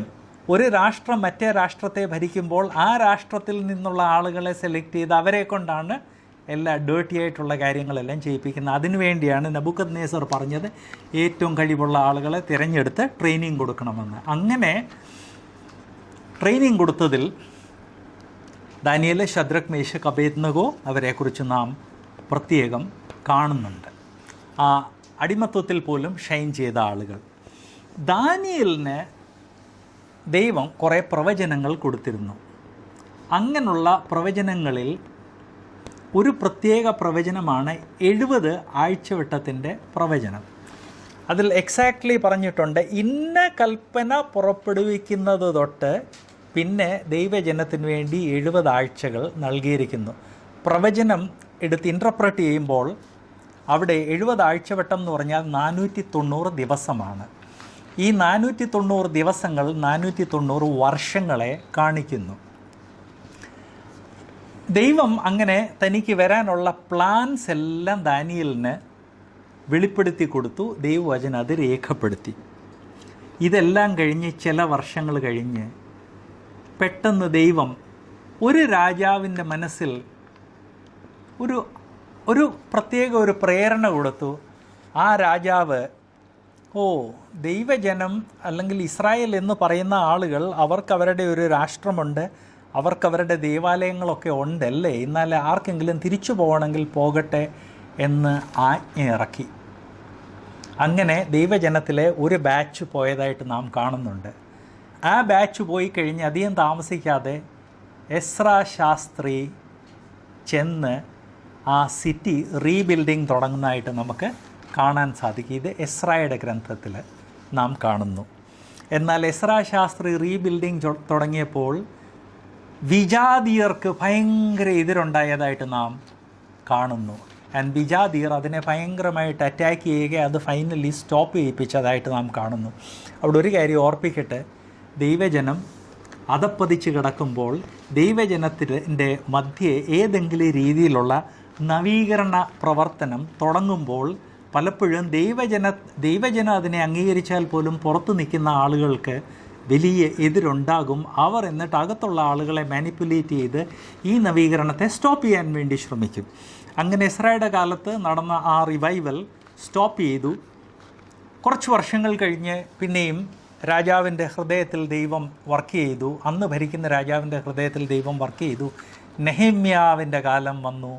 നെഹമ്യാവ് മഹാനായ ഒരു ലീഡറായിരുന്നു. നെഹമ്യാവിൻ്റെ ലീഡർഷിപ്പിൽ ചെന്ന് നെഹമ്യാവ് പറയുന്ന ഓരോ കാര്യങ്ങളെടുത്ത് അനലൈസ് ചെയ്ത് കഴിഞ്ഞാൽ താൻ വലിയൊരു ആത്മീക നായകനും അതുപോലെ തന്നെ വലിയൊരു സ്ട്രാറ്റജിസ്റ്റ് ആയിരുന്നെന്ന് നമുക്ക് മനസ്സിലാക്കാൻ സാധിക്കും. ആ ഭക്ഷണത്തിന് കാശ് റിസീവ് ചെയ്തില്ല എന്നുള്ള കാര്യം തൊട്ട് രാത്രിയിൽ പോയി ഇൻസ്പെക്ഷൻ ചെയ്ത കാര്യവും അതുപോലെ തന്നെ ഭയങ്കര ഡേഞ്ചർ വന്നു കഴിഞ്ഞപ്പോൾ വാള് തൂക്കിയിട്ടുകൊണ്ട് മതിൽ പണിയുന്ന കാര്യങ്ങൾ നമ്മൾ he was a big strategist. നെഹമ്യാവിൻ്റെ കാലത്ത് വലിയൊരു റീബിൽഡിങ് നടന്നു. അത് കർത്താവായ യേശുക്രിസ്തു വരുന്നതിന് മുൻപ് ദൈവജനത്തിൻ്റെ മധ്യേ നടന്ന ഏറ്റവും വലിയ ഒരു നവീകരണമായിരുന്നു. ഈ നവീകരണം ഏകദേശം 100 വർഷം ലാസ്റ്റ് ചെയ്തു. നെഹമ്യാവിൻ്റെ ഒക്കെ കാലം കടന്നുപോയി. നെഹമ്യാവ് പോലുള്ള ലീഡേഴ്സ് കടന്നുപോയി. BC 400 ഈ രാജാക്കന്മാരുടെ കാലം തൊട്ട് നെഹമ്യാവിൻ്റെ കാലം വരെയായിരുന്നു ദൈവം വലിയ പ്രവാചകന്മാരെ റേസ് ചെയ്തത്. യെശയ്യാവ്, യെരമ്യാവ്, എസെക്കിയേൽ, ദാനിയേൽ, ചെറിയ പ്രവാചകന്മാർ, ഇവരെല്ലാം ദൈവം എഴുന്നേൽപ്പിച്ചത് ആ പീരീഡിലായിരുന്നു. അത് പ്രവചനം ആയതുകൊണ്ടാണ് വേദപുസ്തകത്തിൽ സെപ്പറേറ്റ് ആയിട്ട്. അങ്ങനെ നെഹമ്യാവിൻ്റെ കാലം കഴിഞ്ഞ് 100 വർഷം കഴിഞ്ഞതോടെ ദൈവജനം പൂർണ്ണമായിട്ട് അധപ്പതിച്ചു. പിന്നെയും BC 400 അടിമത്വത്തിൽ പോയി. അടിമത്വത്തിൽ പോകുന്നതിന് മുൻപ് ദൈവം തൻ്റെ ജനത്തിന് നൽകിയ ലാസ്റ്റ് പുസ്തകമാണ് മലാക്കി. BC 400 എഴുതിയത് റഫ്ലി മലാക്കി. സോ BC 4000 തൊട്ട് BC 400 വരെ നാം വന്ന് എത്തിയിരിക്കുകയാണ്. BC 4000 തൊട്ട് BC 400 വരെയുള്ള ഹിസ്റ്ററി നാം കാണുന്നത് ഉൽപ്പത്തി തൊട്ട് ഇയ്യോബ് വരെയുള്ള ഗ്രന്ഥങ്ങളിലാണ്. ഇയ്യോബ് ആക്ച്വലി പദ്യമായതുകൊണ്ട് അത് പദ്യത്തിൻ്റെ കാറ്റഗറിയിലോട്ട് മാറ്റി വെച്ചിരിക്കുകയാണ്. എന്നാൽ ഇയ്യോബിൻ്റെ പുസ്തകത്തിൽ നടന്ന സംഭവങ്ങൾ അബ്രഹാമിൻ്റെ കാലം ഏകദേശം ആ കാലം നടന്നതെന്ന് ഞാൻ ഓർപ്പിക്കട്ടെ. അപ്പം വേദപുസ്തകത്തിലെ കംപ്ലീറ്റ് പഴയ നിയമത്തിലെ ഹിസ്റ്ററി BC 400 വരെയുള്ള 4000 തൊട്ട് 400 വരെയുള്ള ഹിസ്റ്ററി നാം കാണുന്ന ഉൽപ്പത്തി തൊട്ട് മലാക്കി വരെയാണ്. എന്നാൽ ഈ 3600 വർഷത്തെ ഹിസ്റ്ററി ഇവിടെ നോക്കിയാലും ദൈവത്തിൻ്റെ കരുതൽ, മനുഷ്യൻ്റെ ലംഘനം, മനുഷ്യൻ ഒരു മനസ്സിൻ്റെ വിലപിക്കുമ്പോൾ ദൈവത്തിൻ്റെ ഒരു പ്രത്യേക രീതിയിലുള്ള കരുണ അബ്രഹാമിൻ്റെ ലൈഫിലും നാം കാണും, ഇസാക്കിൻ്റെ ലൈഫിലും കാണും, ദാവീദിൻ്റെ ജീവിതത്തിലും കാണുന്നു, ശലോമോൻ്റെ ജീവിതത്തിലും കാണുന്നു. എന്നാൽ ശലോമോനാണ് ഫൈനലി ദൈവം അവനെ ശിക്ഷിക്കും എന്ന് പറഞ്ഞിട്ട് പോലും മാനസാന്തരം ഉണ്ടാകാത്തത്. അല്ലാതെ ദൈവജനത്തിൻ്റെ ജീവിതത്തിൽ മാനസാന്തരത്തിൻ്റെ പല ഒക്കേഷൻസ് നാം കാണുന്നു. അങ്ങനെ പഴയ നിയമത്തിലെ ലാസ്റ്റ് ബുക്ക് BC 400 എഴുതപ്പെട്ടു. അതാണ് മലാക്കി. BC 400 തൊട്ട് AD 0 കർത്താവായ യേശുക്രിസ്തുവിൻ്റെ കാലം വരെ ഒരു പ്രവാചകനെയും ദൈവം എഴുന്നേൽപ്പിച്ചില്ല. ഒരു പ്രവചനവും ഫ്രഷായിട്ടുണ്ടായില്ല. ദൈവവചനത്തിൽ ലിഖിത രൂപത്തിൽ ഒന്നും നൽകപ്പെട്ടില്ല. അങ്ങനെ 400 വർഷം കംപ്ലീറ്റ് സൈലൻസിൻ്റെ ആയിരുന്നു. പ്ലസ് ഒരു കാര്യം കൂടെ നമ്മൾ ഓർക്കണം, ഈ 400 വർഷങ്ങളിൽ 12 ഗോത്രങ്ങളും അടിമത്വത്തിലായിരുന്നു. കുറച്ച് പേരവിടെ ബാക്കിയുണ്ടായിരുന്നേ ഉള്ളൂ. 12 ഗോത്രങ്ങൾ അടിമത്വത്തിലായിരുന്നു. അത് കഴിഞ്ഞ് BC 0 ആ കണക്കുകൂട്ടൽ ഞാൻ ഓർപ്പിക്കട്ടെ. BC 4 ആണ് കർത്താവായ യേശു ക്രിസ്തു ജനിച്ചത്. കർത്താവായ യേശു ക്രിസ്തു ലോകത്തിൽ കടന്നു വന്നു കഴിഞ്ഞപ്പോൾ 30-ാം വയസ്സിൽ തൻ്റെ ശുശ്രൂഷ തുടങ്ങി. 30-ാം വയസ്സിൽ ശുശ്രൂഷ തുടങ്ങിയപ്പോൾ ശിഷ്യന്മാരെല്ലാം എന്താ ഓർത്തിരുന്നത്? ഇത് പഴയ നിയമം പ്രവചിക്കുന്ന മിശിഹായാണ്, അതുകൊണ്ട് ആ രാജ്യം തിരിച്ചു തരും. ഇപ്പം രാജ്യം റോമർ ആളുകളുടെ കയ്യിലാണ്, രാജ്യം തിരിച്ചു തരുമെന്ന് അവർ പ്രതീക്ഷിച്ചത്. എന്നാൽ ദാനിയേലിൻ്റെ പുസ്തകം ആ 70 വർഷത്തിൻ്റെ ആ പ്രവചനത്തിൽ ഇത്ര ആഴ്ചകളുടെ അവസാനത്തിൽ the messiah shall be cut off ഛേദിക്കപ്പെടും എന്ന് പറയുന്ന എക്സാക്ട്ലി ആ കണക്കിനനുസരിച്ച് കർത്താവായ യേശുക്രിസ്തു ക്രൂശിൽ ഛേദിക്കപ്പെട്ടു. എന്നാൽ കർത്താവായ യേശുക്രിസ്തു പ്രോമിസ് ചെയ്തതുപോലെ 3 രാവും 3 പകൽ കഴിഞ്ഞ് കർത്താവ് ഉയർത്തെഴുന്നേറ്റു. 40 ദിവസം ശിഷ്യന്മാർക്ക് പ്രത്യക്ഷപ്പെട്ടു. അങ്ങനെ 40 ദിവസം പ്രത്യക്ഷപ്പെട്ട് കഴിഞ്ഞ് കർത്താവിൻ്റെ സ്വർഗാരോഹണം കഴിഞ്ഞു. സ്വർഗാരോഹണം കഴിഞ്ഞ് 10 ദിവസം കഴിഞ്ഞ് പെൻറ്റെക്കോസ്റ്റ് 50-ാം ദിവസമാണ് സഭായുഗം തുടങ്ങിയത്. അതിനെക്കുറിച്ച് ഒരു പ്രത്യേക കാര്യം നമ്മൾ മനസ്സിലാക്കേണ്ടതുണ്ട്. സഭായുഗം തുടങ്ങിയ ആ ദിവസത്തിൻ്റെ കണക്ക് നോക്കിക്കഴിഞ്ഞാൽ ദൈവവചനം പറയുന്ന ആ 70 ആഴ്ചകളായിട്ടില്ല, 69 ആഴ്ചയായിട്ടുള്ളൂ. എക്സാക്ട്ലി എവിടെ നിന്നാണ് ഈ കണക്ക് തുടങ്ങേണ്ടതെന്നുള്ളത് പറഞ്ഞിട്ടുണ്ട്. അവിടുന്ന് നമ്മൾ എണ്ണി നോക്കിക്കഴിഞ്ഞാൽ 490 വർഷങ്ങളായില്ല, ഒരു 7 വർഷം ബാക്കിയുണ്ട്. What was the reason? പെന്തിക്കോസ്ത് നാളിൽ സഭ തുടങ്ങി. അന്ന് ദൈവം ഒരു പുതിയ യുഗം തുടങ്ങി. അത് ദൈവം അനുവദിച്ചാൽ ദൈവത്തിൻ്റെ യുഗങ്ങളുടെ കാര്യപരിപാടിയിൽ കുറച്ചുകൂടെ ഡീറ്റെയിൽ ആയിട്ട് നോക്കുന്നതായിരിക്കും. അങ്ങനെ ദൈവം ഒരു പുതിയ യുഗം തുടങ്ങിയതാണെന്ന് ഈവൻ ആ യുഗം തുടങ്ങുവാൻ വേണ്ടി ദൈവം ഉപയോഗിച്ച ആളുകൾക്ക് പോലും പൂർണ്ണമായിട്ട് മനസ്സിലായില്ല. ഫോർ എക്സാമ്പിൾ, പെന്തിക്കോസ്ത് നാളിൽ പത്രോസ് എഴുന്നേറ്റ് ദൈവവചനത്തിൽ ഇന്ന രീതിയിൽ പറഞ്ഞിട്ടുണ്ട്, യോയൽ പ്രവാചകൻ ഇങ്ങനെ പറഞ്ഞിട്ടുണ്ടെന്ന് പറഞ്ഞ് പത്രോസ് അത് പറയുന്നു. എന്നിട്ട് പോലും പത്രോസിന് ആ കാര്യങ്ങൾ വേണ്ട രീതിയിൽ വ്യക്തമായില്ല. ഫൈനലി ഈ പത്രോസ് വിശന്ന് ഇങ്ങനെ ഇരിക്കുന്ന സമയത്ത് വലിയൊരു പാത്രം ഇറങ്ങി വന്ന് അതിൽ സർവ്വ രീതിയിലുള്ള ജന്തുക്കളുണ്ടായിരുന്നു. ആ ദർശനത്തോടുള്ള ബന്ധത്തിലാണ് പത്രോസിന് ആദ്യമായിട്ട് കാര്യങ്ങൾ ക്ലിയറായിട്ട് മനസ്സിലായത്. ദൈവം പെന്തിക്കോസ്ത് നാളിൽ ഒരു പുതിയ യുഗം തുടങ്ങിയതാണ്. ഈ യുഗം തുടങ്ങിയതോടെ യഹൂദനെന്നോ യവനനെന്നോ ഉള്ള അന്തരം കർത്താവ് ഇല്ലാതെയാക്കിയിരിക്കുകയാണ്. അത് കാണിക്കാനും മനസ്സിലാക്കി തരാനും ഓർമ്മിപ്പിക്കുവാൻ വേണ്ടിയാണ് സ്വർഗത്തിൽ നിന്ന് വലിയൊരു പാത്രവും അതിൽ എല്ലാ രീതിയിലുള്ള ജന്തുക്കളെ ദൈവം കാണിച്ചത്. അങ്ങനെ പെന്തിക്കോസ്ത് നാൾ തൊട്ട് ഒരു പുതിയ ഏജ് തുടങ്ങി എന്നുള്ളത് വ്യക്തമായി. അപ്പോൾ ഇനിയൊരു ചോദ്യം വരുന്നത്, ഈ ബാക്കി വന്ന 7 വർഷങ്ങൾ കർത്താവ് പറഞ്ഞതിൽ കണക്ക് തെറ്റുമോ? കണക്ക് തെറ്റത്തില്ല. അത് മുന്നോട്ട് ദൈവം തൻ്റെ ദാസനായിട്ട് പൗലോസിനെ തിരഞ്ഞെടുത്ത് കഴിഞ്ഞപ്പോൾ പൗലോസിൻ്റെ ലേഖനങ്ങളിൽ ഈ വിഷയങ്ങൾ പരിശുദ്ധാത്മാവ് കുറച്ചുകൂടെ വ്യക്തമാക്കുന്നുണ്ട്. പത്രോസ് 2 ലേഖനങ്ങൾ എഴുതിയിട്ടുള്ളൂ.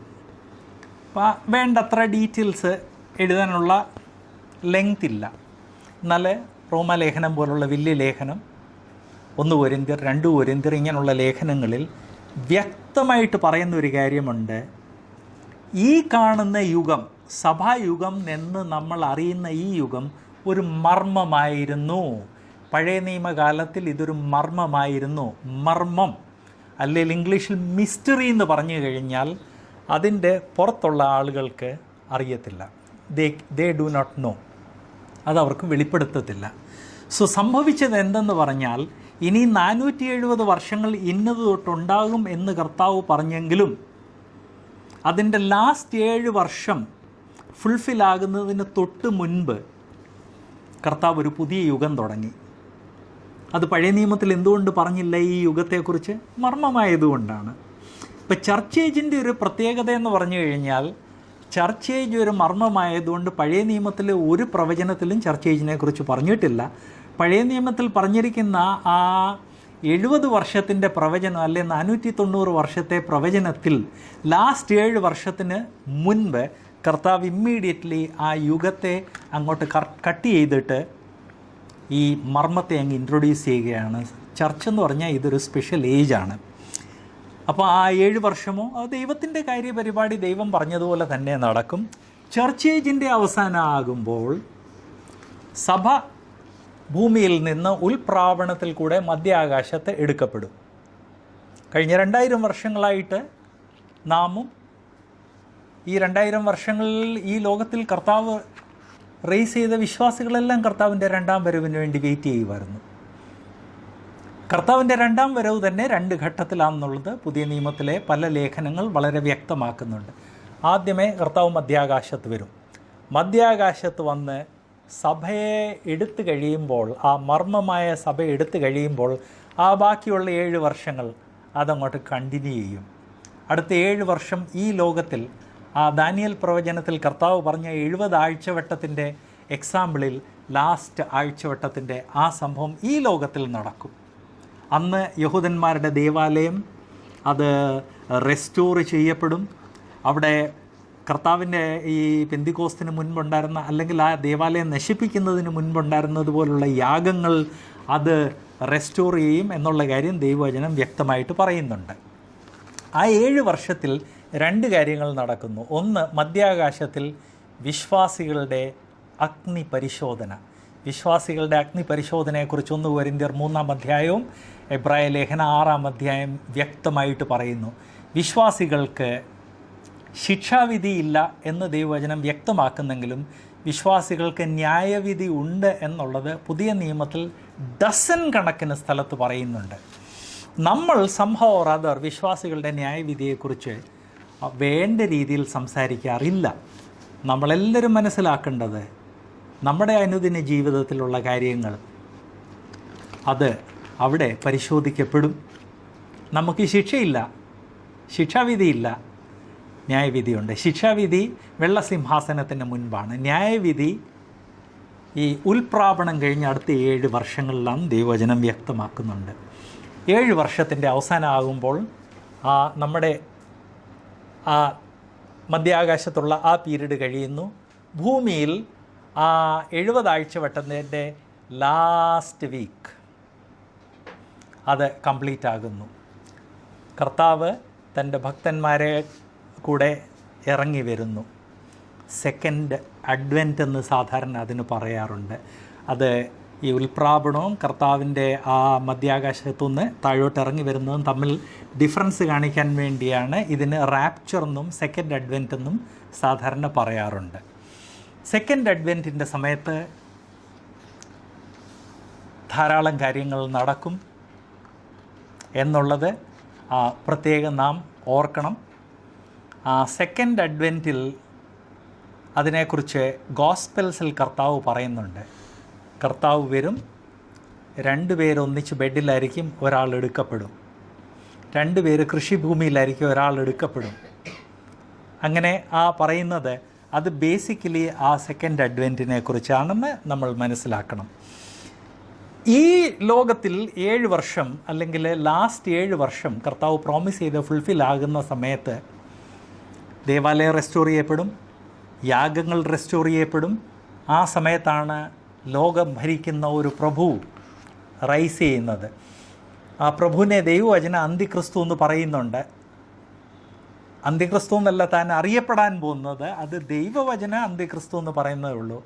ആ വ്യക്തി ലോകത്തിലെ ഒരു ഏകാധിപതിയായിട്ട് റൈസ് ചെയ്യുകയും ദൈവജനവുമായിട്ട് ഒരു കവനൻറ്റ് ചെയ്യുകയും അത് കഴിഞ്ഞാൽ കവനൻറ്റ് ബ്രേക്ക് ചെയ്യുകയൊക്കെ ചെയ്യും.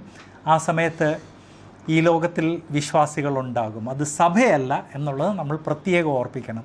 എല്ലാ യുഗങ്ങളിലും കർത്താവായ യേശുക്രിസ്തുവിനെ വിശ്വസിച്ച് രക്ഷിക്കപ്പെട്ട ആളുകളുണ്ട്. അങ്ങനെ ഈ 7 വർഷത്തിൽ ധാരാളം ആളുകൾ രക്ഷിക്കപ്പെടും. അങ്ങനെ രക്ഷിക്കപ്പെടുന്ന ആളുകൾ വളരെ നമുക്ക് ചിന്തിക്കാൻ സാധിക്കാത്തതുപോലെ പീഡനം അനുഭവിക്കേണ്ടി വരും എന്ന് ഞാൻ ഓർപ്പിക്കട്ടെ. അന്ത്യക്രിസ്തുവിൻ്റെ അടയാളമില്ലാതെ അവർക്ക് യാതൊരു രീതിയിലുമുള്ള ബിസിനസ്സോ ട്രാൻസാക്ഷനോ ചെയ്യാൻ സാധിക്കത്തില്ല. ഇന്ന് തന്നെ അതിനുവേണ്ടിയുള്ള ടെക്നോളജി ഡെവലപ്പ് ആയിക്കൊണ്ടിരിക്കുകയാണെന്ന് ഞാൻ ഓർപ്പിക്കട്ടെ. ഇന്ത്യയിൽ ഇതുവരെ വന്നിട്ടില്ലെങ്കിലും അമേരിക്കയിൽ ഈ റെഗുലറായിട്ട് കുറ്റകൃത്യങ്ങൾ ചെയ്യുന്ന ആളുകൾ, ഹാബിച്വൽ ഒഫൻഡേഴ്സ് എന്ന് പറയുന്ന ആളുകളുടെ കാലിൽ ഒരു പ്രത്യേക രീതിയിലുള്ള റിങ് ഇടാറുണ്ട്. ആ റിങ് ഏതെങ്കിലും രീതിയിൽ അതിലവരെ മാനിപ്പുലേഷൻ ചെയ്യുകയോ കട്ട് ചെയ്യുകയോ ചെയ്തു കഴിഞ്ഞാൽ ഉടൻ അത് ഗവൺമെൻറ്റിനറിയാം. എന്തിനാണ് ഇത് കാലിലിടുന്നത്? അവർ എവിടെ പോകുന്നെന്നുള്ള കംപ്ലീറ്റ് റെക്കോർഡ് ഇതുവഴി ട്രാൻസ്മിറ്റ് ചെയ്ത് കമ്പ്യൂട്ടർ വഴി സെൻട്രൽ ഡേറ്റാബേസിലോട്ട് പോയിക്കൊണ്ടിരിക്കുകയാണ്. ഇത് തുടങ്ങിയിട്ട് ഇപ്പം 10-20 വർഷമായെന്നാണ് എൻ്റെ ഓർമ്മ. സോ ഇന്നത്തെ ടെക്നോളജി ഉപയോഗിച്ച് പോലും ആളുകൾ എവിടെ പോയി നടന്നു പോയ ബസ്സിലാന്ന് പോയ നടന്നു പോയത് വാഹനത്തിലാന്ന് എന്നുള്ളത് ട്രാക്ക് ചെയ്യാൻ സാധിക്കും. ഇന്നത്തെ സിറ്റുവേഷൻ എന്ന് പറഞ്ഞു കഴിഞ്ഞാൽ നമ്മളറിയാതെ തന്നെ നമ്മളെ എല്ലാവരെയും ട്രാക്ക് ചെയ്ത് സെൻട്രൽ ഡാറ്റാബേസിലോട്ട് ഡാറ്റ എൻറ്റർ ചെയ്തുകൊണ്ടിരിക്കുകയാണ്. നിങ്ങളെല്ലാവരും മൊബൈൽ ഫോൺ ഉപയോഗിക്കുന്നുണ്ട്. ഒരു നല്ല ശതമാനം ആളുകൾ ഉപയോഗിക്കുന്നത് ആൻഡ്രോയിഡ് ഫോൺസാണ്. ആൻഡ്രോയിഡ് എന്ന് പറഞ്ഞു കഴിഞ്ഞാൽ ഗൂഗിൾ എന്ന് പറഞ്ഞ കമ്പനിയുടെ ഓപ്പറേറ്റിംഗ് സിസ്റ്റമാണ്. നിങ്ങൾക്കറിയാം, ലോകത്തിലുള്ള കംപ്ലീറ്റ് മാപ്പ് ഗൂഗിളിൻ്റെ കയ്യിലുണ്ട്. നമുക്കെവിടെങ്കിലും പോകണമെങ്കിൽ ഗൂഗിൾ മാപ്പിൻ്റെ സഹായം കൊണ്ട് കൃത്യമായിട്ട് ആ സ്ഥലത്ത് എത്താൻ സാധിക്കും. അതുപോലെ ആക്യുറേറ്റ് ആണ് ഗൂഗിൾ മാപ്സ്. ഈ ആൻഡ്രോയിഡ് ഫോൺ നമ്മൾ പോക്കറ്റിൽ വെച്ച് നടക്കുമ്പോൾ നമ്മളത് കോൺഫിഗർ ചെയ്യുമ്പോൾ അത് ചോദിക്കും നിങ്ങളുടെ ലൊക്കേഷൻ ട്രാക്ക് ചെയ്യട്ടെ എന്ന്. അത് ട്രാക്ക് ചെയ്തെങ്കിൽ ഊബർ പോലുള്ള സർവീസസ് നമുക്ക് ഉപയോഗിക്കാൻ സാധിക്കത്തുള്ളൂ. അതുകൊണ്ട് ഊബർ പോലുള്ള സർവീസസ് ഉപയോഗിക്കുന്ന ആളുകൾ ട്രാക്ക് ചെയ്യാൻ പറയും. What is the meaning? 24 മണിക്കൂറും ഈ ആൻഡ്രോയിഡും കൊണ്ട് നമ്മൾ എവിടെ പോകുന്നെന്നുള്ളത് അത് ഗൂഗിളിൻ്റെ സെൻട്രൽ സെർവറിൽ ഇങ്ങനെ സ്റ്റോർ ചെയ്തുകൊണ്ടിരിക്കുകയാണ്. അതിൻ്റെ ഒരു പ്രത്യേകത, നമ്മൾ നാളെ എവിടെ പോകും അല്ലെ പോകാൻ സാധ്യതയുണ്ടെന്ന് പോലും ആക്യുറേറ്റായിട്ട് അതിനെ പ്രെഡിക്റ്റ് ചെയ്യാൻ സാധിക്കും. ഇന്നത്തെ ടെക്നോളജി, നാളത്തെ ടെക്നോളജി നമുക്ക് ചിന്തിക്കാൻ സാധിക്കാത്തതാണ്. ഇനി ഒരു പ്രത്യേക കാര്യം പറയട്ടെ, നമ്മളിൽ പലരെ ട്രാക്ക് ചെയ്യാൻ അനുവദിക്കത്തില്ല. ഇപ്പം ഞാൻ ട്രാക്ക് ചെയ്യാൻ അനുവദിക്കത്തില്ല. മൊബൈൽ എപ്പം ഫോർമാറ്റ് ചെയ്ത് കഴിഞ്ഞാൽ ഡു നോട്ട് ട്രാക്ക് എന്ന് തന്നെ കൊടുക്കാറുണ്ട്. ഇടയ്ക്കിടയ്ക്ക് അത് ചെക്ക് ചെയ്യാറുണ്ട്, ഡു നോട്ട് ട്രാക്ക് തന്നെയാണെന്നോ. അങ്ങനെ ട്രാക്ക് ചെയ്യരുതെന്ന് നമ്മൾ പറഞ്ഞാൽ തന്നെ ഗൂഗിൾ, കാരണം അവരുടെ ഓപ്പറേറ്റിംഗ് സിസ്റ്റമാണ് നമ്മുടെ മൊബൈലിനെ റൺ ചെയ്യുന്നത്. അപ്പം ഗൂഗിൾ എന്നിട്ടും നമ്മളെ ട്രാക്ക് ചെയ്യുന്നതെന്നാണ് ഇപ്പം ഈ പ്രൈവസി അഡ്വക്കേറ്റ്സ് കണ്ടുപിടിച്ചിരിക്കുന്നത്. സോ നമ്മൾ ട്രാക്ക് ചെയ്തോളാൻ പറഞ്ഞാൽ സക്രിയമായിട്ട് ചെയ്യും. ട്രാക്ക് ചെയ്യേണ്ടെന്ന് പറഞ്ഞു കഴിഞ്ഞാൽ നമ്മൾ അറിയാതെ തന്നെ ട്രാക്ക് ചെയ്യുന്നുണ്ട്. അങ്ങനെ 24 മണിക്കൂർ ഈ മൊബൈൽ നമ്മൾ പോക്കറ്റിലിട്ടുകൊണ്ട് നടക്കുന്ന 24 മണിക്കൂറും നമ്മളെ ട്രാക്ക് ചെയ്യുന്നുണ്ട്. ക്ലൈമറ്റ് പ്രെഡിക്റ്റ് ചെയ്യുന്ന കാര്യം ഞാൻ ഓർപ്പിക്കട്ടെ. നമ്മുടെ ഇന്ത്യയിലെ പ്രെഡിക്ഷൻസൊക്കെ പലത് തെറ്റായിട്ട് പോകുന്നുണ്ടെങ്കിലും ഇന്ന് ഡെവലപ്ഡ് കൺട്രീസിലൊക്കെ ക്ലൈമറ്റിൻ്റെ കാര്യം 5 ദിവസം 8 ദിവസം 10 ദിവസം അഡ്വാൻസിൽ പറയാറുണ്ട്. അത് നമ്മുടെ ക്ലൈമറ്റ് ഡിപ്പാർട്ട്മെൻറ്റിൻ്റെ തെറ്റുന്നത് പോലൊന്നും തെറ്റാറില്ല. അത്ര ആക്യുറേറ്റായിട്ട് പ്രെഡിക്റ്റ് ചെയ്യാൻ സാധിക്കുന്നു. ക്ലൈമറ്റ് പോലുള്ള കാര്യം പ്രെഡിക്റ്റ് ചെയ്യാൻ സാധിക്കുമെങ്കിൽ നമ്മളെക്കുറിച്ച് ഉള്ള ഡേറ്റ ഒരു സെൻട്രൽ സെർവറിൽ വെച്ച് കഴിഞ്ഞാൽ അത് 100% പ്രെഡിക്റ്റ് ചെയ്യാൻ സാധിക്കും നമ്മളെവിടെ പോകുമെന്ന്, എന്ത് ചെയ്യുമെന്നുള്ളത്. ഇന്നത്തെ ടെക്നോളജിയാണ് ഞാനീ പറയുന്നത്. വരുവാൻ പോകുന്ന ടെക്നോളജി വളരെ ഡേഞ്ചറസാണ്. വളരെ ഡേഞ്ചറസ് എന്ന് പറഞ്ഞാൽ ആർക്കും ചിന്തിക്കാൻ സാധിക്കത്തില്ല. നിങ്ങളെല്ലാം ആർട്ടിഫിഷ്യൽ ഇൻ്റലിജൻസ് എന്ന് കേട്ടിട്ടുണ്ടല്ലോ. ആർട്ടിഫിഷ്യൽ ഇൻ്റലിജൻസ് ഇപ്പം വന്ന് അത് it has started learning by itself. And artificial intelligence ഉപയോഗിച്ച് ഫോർ എക്സാമ്പിൾ രോഗങ്ങൾ ഡയഗ്നോസ് ചെയ്യാൻ സാധിക്കും. അപ്പോൾ ഈ അൽഷീമിയർ ഒരു വ്യക്തിക്ക് വരാൻ സാധ്യതയുണ്ടോ ഇല്ലയോ എന്നുള്ളത് ഡോക്ടേഴ്സിന് പോലും പ്രെഡിക്റ്റ് ചെയ്യാൻ സാധിക്കാത്ത രീതിയിൽ ആക്യുറേറ്റായിട്ട് ഇപ്പോൾ ആർട്ടിഫിഷ്യൽ ഇൻ്റലിജൻസ് അത് പ്രെഡിക്റ്റ് ചെയ്ത് തുടങ്ങിയിട്ടുണ്ട്. എൻ്റെ ഏറ്റവും വലിയ പ്രോബ്ലം ഇപ്പം വന്നിരിക്കുന്നത് സെൽഫ് ലേണിംഗ്, തന്നെത്താനെ കാര്യങ്ങൾ പഠിക്കുന്ന ആർട്ടിഫിഷ്യൽ സിസ്റ്റംസ് വന്നു കഴിഞ്ഞു. അത് ഫാസ്റ്റായിട്ട് ഡെവലപ്പ് ചെയ്യുകയാണ്. അത് കണ്ടുപിടിച്ച ആളുകൾക്ക് പോലും ഇപ്പോൾ അറിയത്തില്ല അത് എങ്ങനെയാണ് വർക്ക് ചെയ്യുന്നതെന്നുള്ളത്. ഞാൻ ഈ വിഷയത്തിൽ കഴിഞ്ഞ ദിവസങ്ങളിൽ വളരെ സീരിയസ് വായനയായിരുന്നു. കുറച്ച് റിസർച്ച് പേപ്പേഴ്സ് എഴുതാൻ. അത് വായിച്ചാൽ പേടി തോന്നും. ഓരോ സിസ്റ്റംസ് ഡെവലപ്പ് ചെയ്ത് വരുന്നത്. ആൻഡ് ഗ്രാജ്വലി ഇൻഷുറൻസ്, അത് ആർട്ടിഫിഷ്യൽ ഇൻ്റലിജൻസ് തന്നെയായിരിക്കും ഇൻഷുറൻസ് ഇൻഡസ്ട്രി റൺ ചെയ്യുന്നത്. ബാങ്കിങ്, ഈ ആർട്ടിഫിഷ്യൽ ഇൻ്റലിജൻസ് ആയിരിക്കും അതിനെ റൺ ചെയ്യുന്നത്. ആൻഡ് അത് the way it is able to see you and predict you is വിശ്വസിക്കാൻ സാധിക്കത്തില്ല. സോ നമ്മൾ എന്ത് ചെയ്യുന്നെന്നുള്ളത് നമ്മളെ മൊബൈലിൽ കൂടെ ട്രാക്ക് ചെയ്യുന്നു. പ്ലസ് ഇന്ന് നമ്മൾ കമ്പ്യൂട്ടർ വഴി ഒത്തിരി കാര്യങ്ങൾ ചെയ്യാറുണ്ട്. ഇപ്പം ഞാൻ രാവിലെ തൊട്ട് വൈകുന്നേരം വരെ ഒരു 100 വേർഡ്സ് സെർച്ച് ചെയ്യാറുണ്ട്, ബുക്സ് നോക്കാറുണ്ട്, ബുക്സ് ഓർഡർ ചെയ്യാറുണ്ട്, മറ്റ് കാര്യങ്ങൾ ഓർഡർ ചെയ്യാറുണ്ട്. ഇതെല്ലാം ആ database will not forget anything, എല്ലാം ഇങ്ങനെ അക്യൂമുലേറ്റ് ചെയ്തുകൊണ്ടിരിക്കുകയെന്ന് നമ്മൾ മനസ്സിലാക്കണം. ആൻഡ് ഗ്രാജ്വലി നാളെ എനിക്കൊരു ഗ്രാൻഡ് ചൈൽഡ് ഉണ്ടാകുകയാണെങ്കിൽ അവൻ്റെ കളർ എന്തായിരിക്കും, കോംപ്ലക്ഷൻ എന്തായിരിക്കും, ഹൈറ്റ് എന്തായിരിക്കും, എന്തു പഠിക്കുമെന്ന് പോലും വേണമെങ്കിൽ പ്രെഡിക്റ്റ് ചെയ്യാവുന്ന രീതിയിൽ ആക്യുറേറ്റ് ആയിക്കൊണ്ടിരിക്കുകയാണ്. ഓൾറെഡി ഇന്ന് വികസിത രാജ്യങ്ങളിൽ ആർട്ടിഫിഷ്യൽ ഇൻ്റലിജൻസിൻ്റെ ഹെൽപ്പും കൊണ്ട് ഏത് സ്ഥലത്ത് ക്രൈം നടക്കാൻ സാധ്യതയുണ്ട് എന്ന് കണ്ടുപിടിച്ചിട്ട് ആ സ്ഥലത്ത് പോലീസ് ഫോഴ്സിൻ്റെ സംഖ്യ കൂട്ടാറുണ്ട്. ഓക്കെ, ഈ 7 വർഷങ്ങളിൽ അന്ത്യക്രിസ്തുവിൻ്റെ അടയാളമില്ലാത്തൊരു വ്യക്തിക്ക് ഒരു കാര്യം പർച്ചേസ് ചെയ്യാൻ സാധിക്കത്തില്ലെന്ന് ദൈവവചനം പറയുമ്പോൾ ഇന്നുള്ള ടെക്നോളജി തന്നെ അത് വ്യക്തമാക്കുന്നുണ്ട്, അതില്ലാതെ സാധിക്കത്തില്ല എന്ന്. ഈ 7 വർഷം കഴിഞ്ഞ് അടുത്ത തിയോക്രസി തുടങ്ങാൻ പോവുകയാണ്. പഴയ നിയമകാലത്ത് ദൈവത്തെ കാണാത്ത തിയോക്രസിയായിരുന്നു. സഹസ്രാബ്ദ വാഴ്ചയിൽ ഈ ലോകത്തിൽ ദൈവത്തിൻ്റെ പ്രസൻസ് ഉള്ള തിയോക്രസിയാണ്. ഈ 1000 വർഷങ്ങളിൽ യേശുക്രിസ്തു തന്നെയായിരിക്കും ഈ ലോകത്തെ ഭരിക്കുന്ന രാജാവും ചക്രവർത്തിയും, പ്രോഫറ്റ്, പ്രീസ്റ്റ് ആൻഡ് കിങ്. ഈ 1000 വർഷം കഴിഞ്ഞ സഹസ്രാബ്ദങ്ങൾ ഈ ലോകത്തിൽ സ്വതന്ത്രമായിട്ട് നടന്ന ഒരു വ്യക്തിയെ പൂട്ടിയിടുന്നതായിരിക്കും. ആ ആൾ ഈ 1000 വർഷം കാണത്തില്ല. സാത്താൻ ഇല്ലാതെ കർത്താവായ യേശുക്രിസ്തു 1000 വർഷങ്ങൾ ഭരിക്കും. എന്നാൽ ഒരു കാര്യം, ഈ 1000 വർഷത്തെ ഭരണത്തിൽ ഈ ലോകത്തിൽ ജീവിക്കുന്നത് ഈ ജഡരക്തത്തിലുള്ള ആളുകളായിരിക്കും. അത് നമ്മൾ മറക്കരുത്. ഈ മഹോപദ്രവ കാലം കഴിഞ്ഞ് സഹസ്രാബ്ദ വാഴ്ചയിലോട്ട് ആരാ പ്രവേശിക്കുന്നത്? മഹോപദ്രവ കാലം കഴിഞ്ഞ് ജീവനോടെ രക്ഷപ്പെട്ട വിശ്വാസികളാണ് സഹസ്രാബ്ദ വാഴ്ചയിലോട്ട് പ്രവേശിക്കുന്നത്. അങ്ങനെ സഹസ്രാബ്ദ വാഴ്ച തുടങ്ങുന്നത് ഈ ലോകത്തിൽ വിശ്വാസികൾ മാത്രം കാണും. പിന്നെ ശിശുക്കൾ കാണും, കാരണം അവരുടെ ഫെയ്ത്ത് സ്റ്റേറ്റസ് ക്ലിയർ ആയിട്ടില്ല. കർത്താവ് 1000 വർഷങ്ങൾ ഭരിക്കും. പൂർണ്ണ നീതിയായിരിക്കും, പൂർണ്ണ സമാധാനമായിരിക്കും. അവിടെ മനുഷ്യർ പൂർണ്ണ നീതിയും പൂർണ്ണ സമാധാനവും ഉള്ളതുകൊണ്ടും ശാസ്ത്രം അന്നത്തേക്കങ്ങ് എക്സ്ട്രീംലി ഹൈലി വളർന്നതിൻ്റെ കാരണം കൊണ്ട് പൂർണ്ണ സന്തോഷം സമാധാനത്തോടെ ജീവിക്കുന്നതായിരിക്കും. ദീർഘായുസ്സുണ്ടാകും, പെറ്റുപെരുകും. 1000 വർഷങ്ങളുടെ അവസാന കാലം ആകുമ്പോൾ സാത്താനെ അങ്ങോട്ട് റിലീസ് ചെയ്യുന്നതായിരിക്കും. സാത്താനെ അങ്ങോട്ട് റിലീസ് ചെയ്ത് കഴിഞ്ഞ് സാത്താൻ ചെന്ന ആളുകളെ വശീകരിക്കാൻ നോക്കുമ്പോൾ ഞങ്ങളെ വശീകരിക്കേണ്ട ആവശ്യമില്ല. ലോകത്തിലെ ഏറ്റവും പെർഫെക്റ്റായിട്ടുള്ള റൂളർ, ഏറ്റവും പെർഫെക്റ്റായിട്ട് ഭരിച്ച ഈ ലോകത്തിൽ ജീവിച്ച ഞങ്ങളുടെ റൂളറിനെ ഒറ്റിക്കൊടുക്കത്തില്ല, നിൻ്റെ സൈഡിൽ നിൽക്കത്തില്ല എന്ന് പറയും അല്ലേ?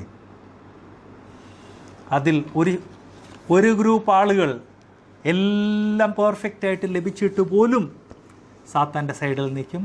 അങ്ങനെ വലിയൊരു ആർമി കർത്താവായ യേശുക്രിസ്തുവിനെതിരെ യുദ്ധം ചെയ്യുവാൻ വേണ്ടി സാത്താൻ്റെ കൂടെ റെഡിയായി നിൽക്കും.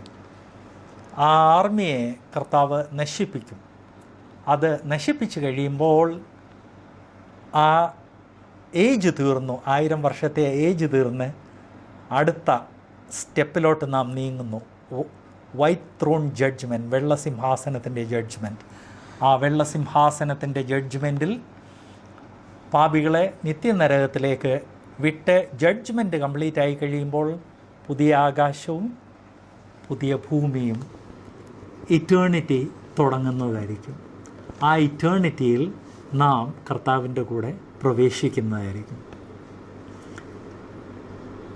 ഇതാണ് വേദപുസ്തകത്തിൽ ഉൽപ്പത്തി തൊട്ട് വെളിപ്പാട് വരെ നാം കാണുന്നത്. അത് പെർസ്പെക്റ്റീവിലൊന്ന് വെച്ച് അത് ഇനിയും വേദപുസ്തകത്തിൽ ഓരോ ബുക്ക് എടുക്കുമ്പോൾ ആ പെർസ്പെക്റ്റീവിൽ വെച്ച് അതൊന്ന് കാണേണ്ടത് ആവശ്യമാണ്. ഞാനിതിനു മുൻപ് പറഞ്ഞല്ലോ, പെന്തിക്കോസ്ത് നാളിൽ ബാക്കി 7 വർഷം അങ്ങോട്ട് കട്ട് ചെയ്തിട്ട് കർത്താവ് പുതിയൊരു ഡിസ്പെൻസേഷൻ തുടങ്ങി. ഈ പുതിയ ഡിസ്പെൻസേഷനെ കുറിച്ചുള്ള ഡീറ്റെയിൽസ് കർത്താവ് വെളിപ്പെടുത്തിയിരിക്കുന്നത് റോമലേഖനം തൊട്ട് യഹൂദായുടെ ലേഖനം വരെ, അല്ലെ യൂദായുടെ ലേഖനം വരെയാണ്. അപ്പോസ്തല പ്രവൃത്തി ഇതിൻ്റെ ഹിസ്റ്ററി രേഖപ്പെടുത്തുന്നു. അത് വലിയൊരു ട്രാൻസിഷൻ പീരീഡ് ആയിരുന്നു. കാരണം പെട്ടെന്ന് പഴയ നിയമത്തിൽ വെളിപ്പെടുത്തിയിട്ടില്ലാത്തൊരു കാര്യം വന്നപ്പോൾ മനസ്സിലാക്കാൻ കുറച്ച് സമയമെടുത്തു. റോമാലേഖനം തൊട്ട് യൂദായുടെ ലേഖനം വരെ ഈ പുതിയ യുഗത്തിൻ്റെ എല്ലാ ഡീറ്റെയിൽസും കർത്താവ് വെളിപ്പെടുത്തി. ഈ കംപ്ലീറ്റ് ലേഖനങ്ങൾ AD 70 മുൻപ് എഴുതി കർത്താവ് ദൈവജനത്തിന് നൽകി. അത് കഴിഞ്ഞ് ഭാവികാല സംഭവങ്ങളെക്കുറിച്ചുള്ള ഡീറ്റെയിൽസ് വെളിപ്പാട് പുസ്തകത്തിൽ കർത്താവ് എഴുതി തന്നു. വെളിപ്പാട് പുസ്തകവും AD 70 മുൻപ് എഴുതി തീർന്നിരുന്നു എന്ന് ഞാൻ ഓർപ്പിക്കട്ടെ. നമ്മുടെ സൺഡേ സ്കൂൾ പാഠാവലികളും വേറെ പല പുസ്തകങ്ങളിൽ AD 100 എന്ന് പറയാറുണ്ട്. അത് തിരുത്തൽവാദികൾ പ്രൊപ്പോസ് ചെയ്ത ഒരു ഡേറ്റാണ്. തിരുത്തൽവാദികൾ ഡേറ്റ് പ്രൊപ്പോസ് ചെയ്ത് വേദോസ്തവത്തിനെ ഇല്ലാതാക്കാൻ വേണ്ടിയാണെന്നൂടെ ഞാൻ ഓർപ്പിക്കട്ടെ. സോ അങ്ങനെ AD 70 ദൈവവചനത്തിൻ്റെ ലാസ്റ്റ് ബുക്ക് ദൈവവചനത്തിൻ്റെ കാനണിനോട് ചേർക്കപ്പെട്ടു. ആ പുസ്തകത്തിൽ നമ്മളെ ദൈവം ഓർപ്പിക്കുന്നത് ഒരു മഹോപദ്രവകാലം വരുന്നു, ഒരു സഹസ്രാബ്ദ വാഴ്ച വരുന്നു, വെള്ളസിംഹാസനത്തിൻ്റെ ജഡ്ജ്മെൻറ്റ് വരുന്നു, ആൻഡ് ഫൈനലി നാം പുതിയ ആകാശവും പുതിയ ഭൂമിയും നിത്യതയിൽ പ്രവേശിക്കുന്നതായിരിക്കും. ആൻഡ് നിത്യത എന്ന് പറഞ്ഞു കഴിഞ്ഞാൽ ഇറ്റ് ഈസ് അൺകൗണ്ടബിൾ. ഇതാണ് വേദപുസ്തകത്തിലെ ഹിസ്റ്ററി. ഈ ഹിസ്റ്ററി ദൈവം അനുവദിച്ചാൽ അടുത്ത ആഴ്ച നമ്മൾ ഉൽപ്പത്തി തൊട്ട് നോക്കുന്നതായിരിക്കും. ഒരു ചോദ്യം വരുന്നത്, ബൈബിൾ സർവേയുടെ ആരംഭത്തിൽ ഈ വിഹഗ വീക്ഷണം എന്തുകൊണ്ട് ഞാൻ പ്രസൻറ്റ് ചെയ്തു? അതിന് 2-3 കാരണങ്ങളുണ്ട്. ആ വിഹഗ വീക്ഷണം മനസ്സിലിരുന്നെങ്കിൽ മാത്രമേ ഓരോ ബുക്ക് പഠിച്ചു പോകുമ്പോൾ കറക്റ്റ് നമുക്ക് പ്ലേസ് ചെയ്യാൻ സാധിക്കത്തുള്ളൂ. ഈ വിഹഗ വീക്ഷണം സാധാരണ പഠിപ്പിക്കപ്പെടുന്ന ഒരു വിഷയമല്ല. അതുകൊണ്ട് നമ്മളൊന്ന് അറിഞ്ഞിരിക്കേണ്ടത് ആവശ്യമാണ്. 2, ഈ വിഷയത്തിൽ നിങ്ങൾ പരീക്ഷ എഴുതുമ്പോൾ നിങ്ങൾക്ക് നല്ല നീണ്ടൊരു പ്രബന്ധം എഴുതാൻ വേണ്ടി ഒരു ചാൻസ് വേണമല്ലോ. അപ്പോൾ അതിനു വേണ്ടി ഇത് ഒരു ക്വസ്റ്റ്യൻ ആയിരിക്കും. ഈ നിത്യത തൊട്ട് നിത്യത വരെയുള്ള ഹിസ്റ്ററി ഒരു എസ്സേ ആയിട്ട് എഴുതാൻ വേണ്ടി. അപ്പോൾ ഒരു 10-40 പേജ് എഴുതണമെങ്കിൽ ഞാൻ ഡീറ്റെയിൽസ് നിങ്ങളോട് പറഞ്ഞെങ്കിൽ മാത്രമേ നിങ്ങൾക്ക് ബാക്കിയൂടെ പഠിച്ചിട്ട് 10-40 പേജ് എസ്സേ എഴുതാൻ സാധിക്കത്തുള്ളല്ലോ. അതിനു വേണ്ടിയോടാണ്. God bless all of U.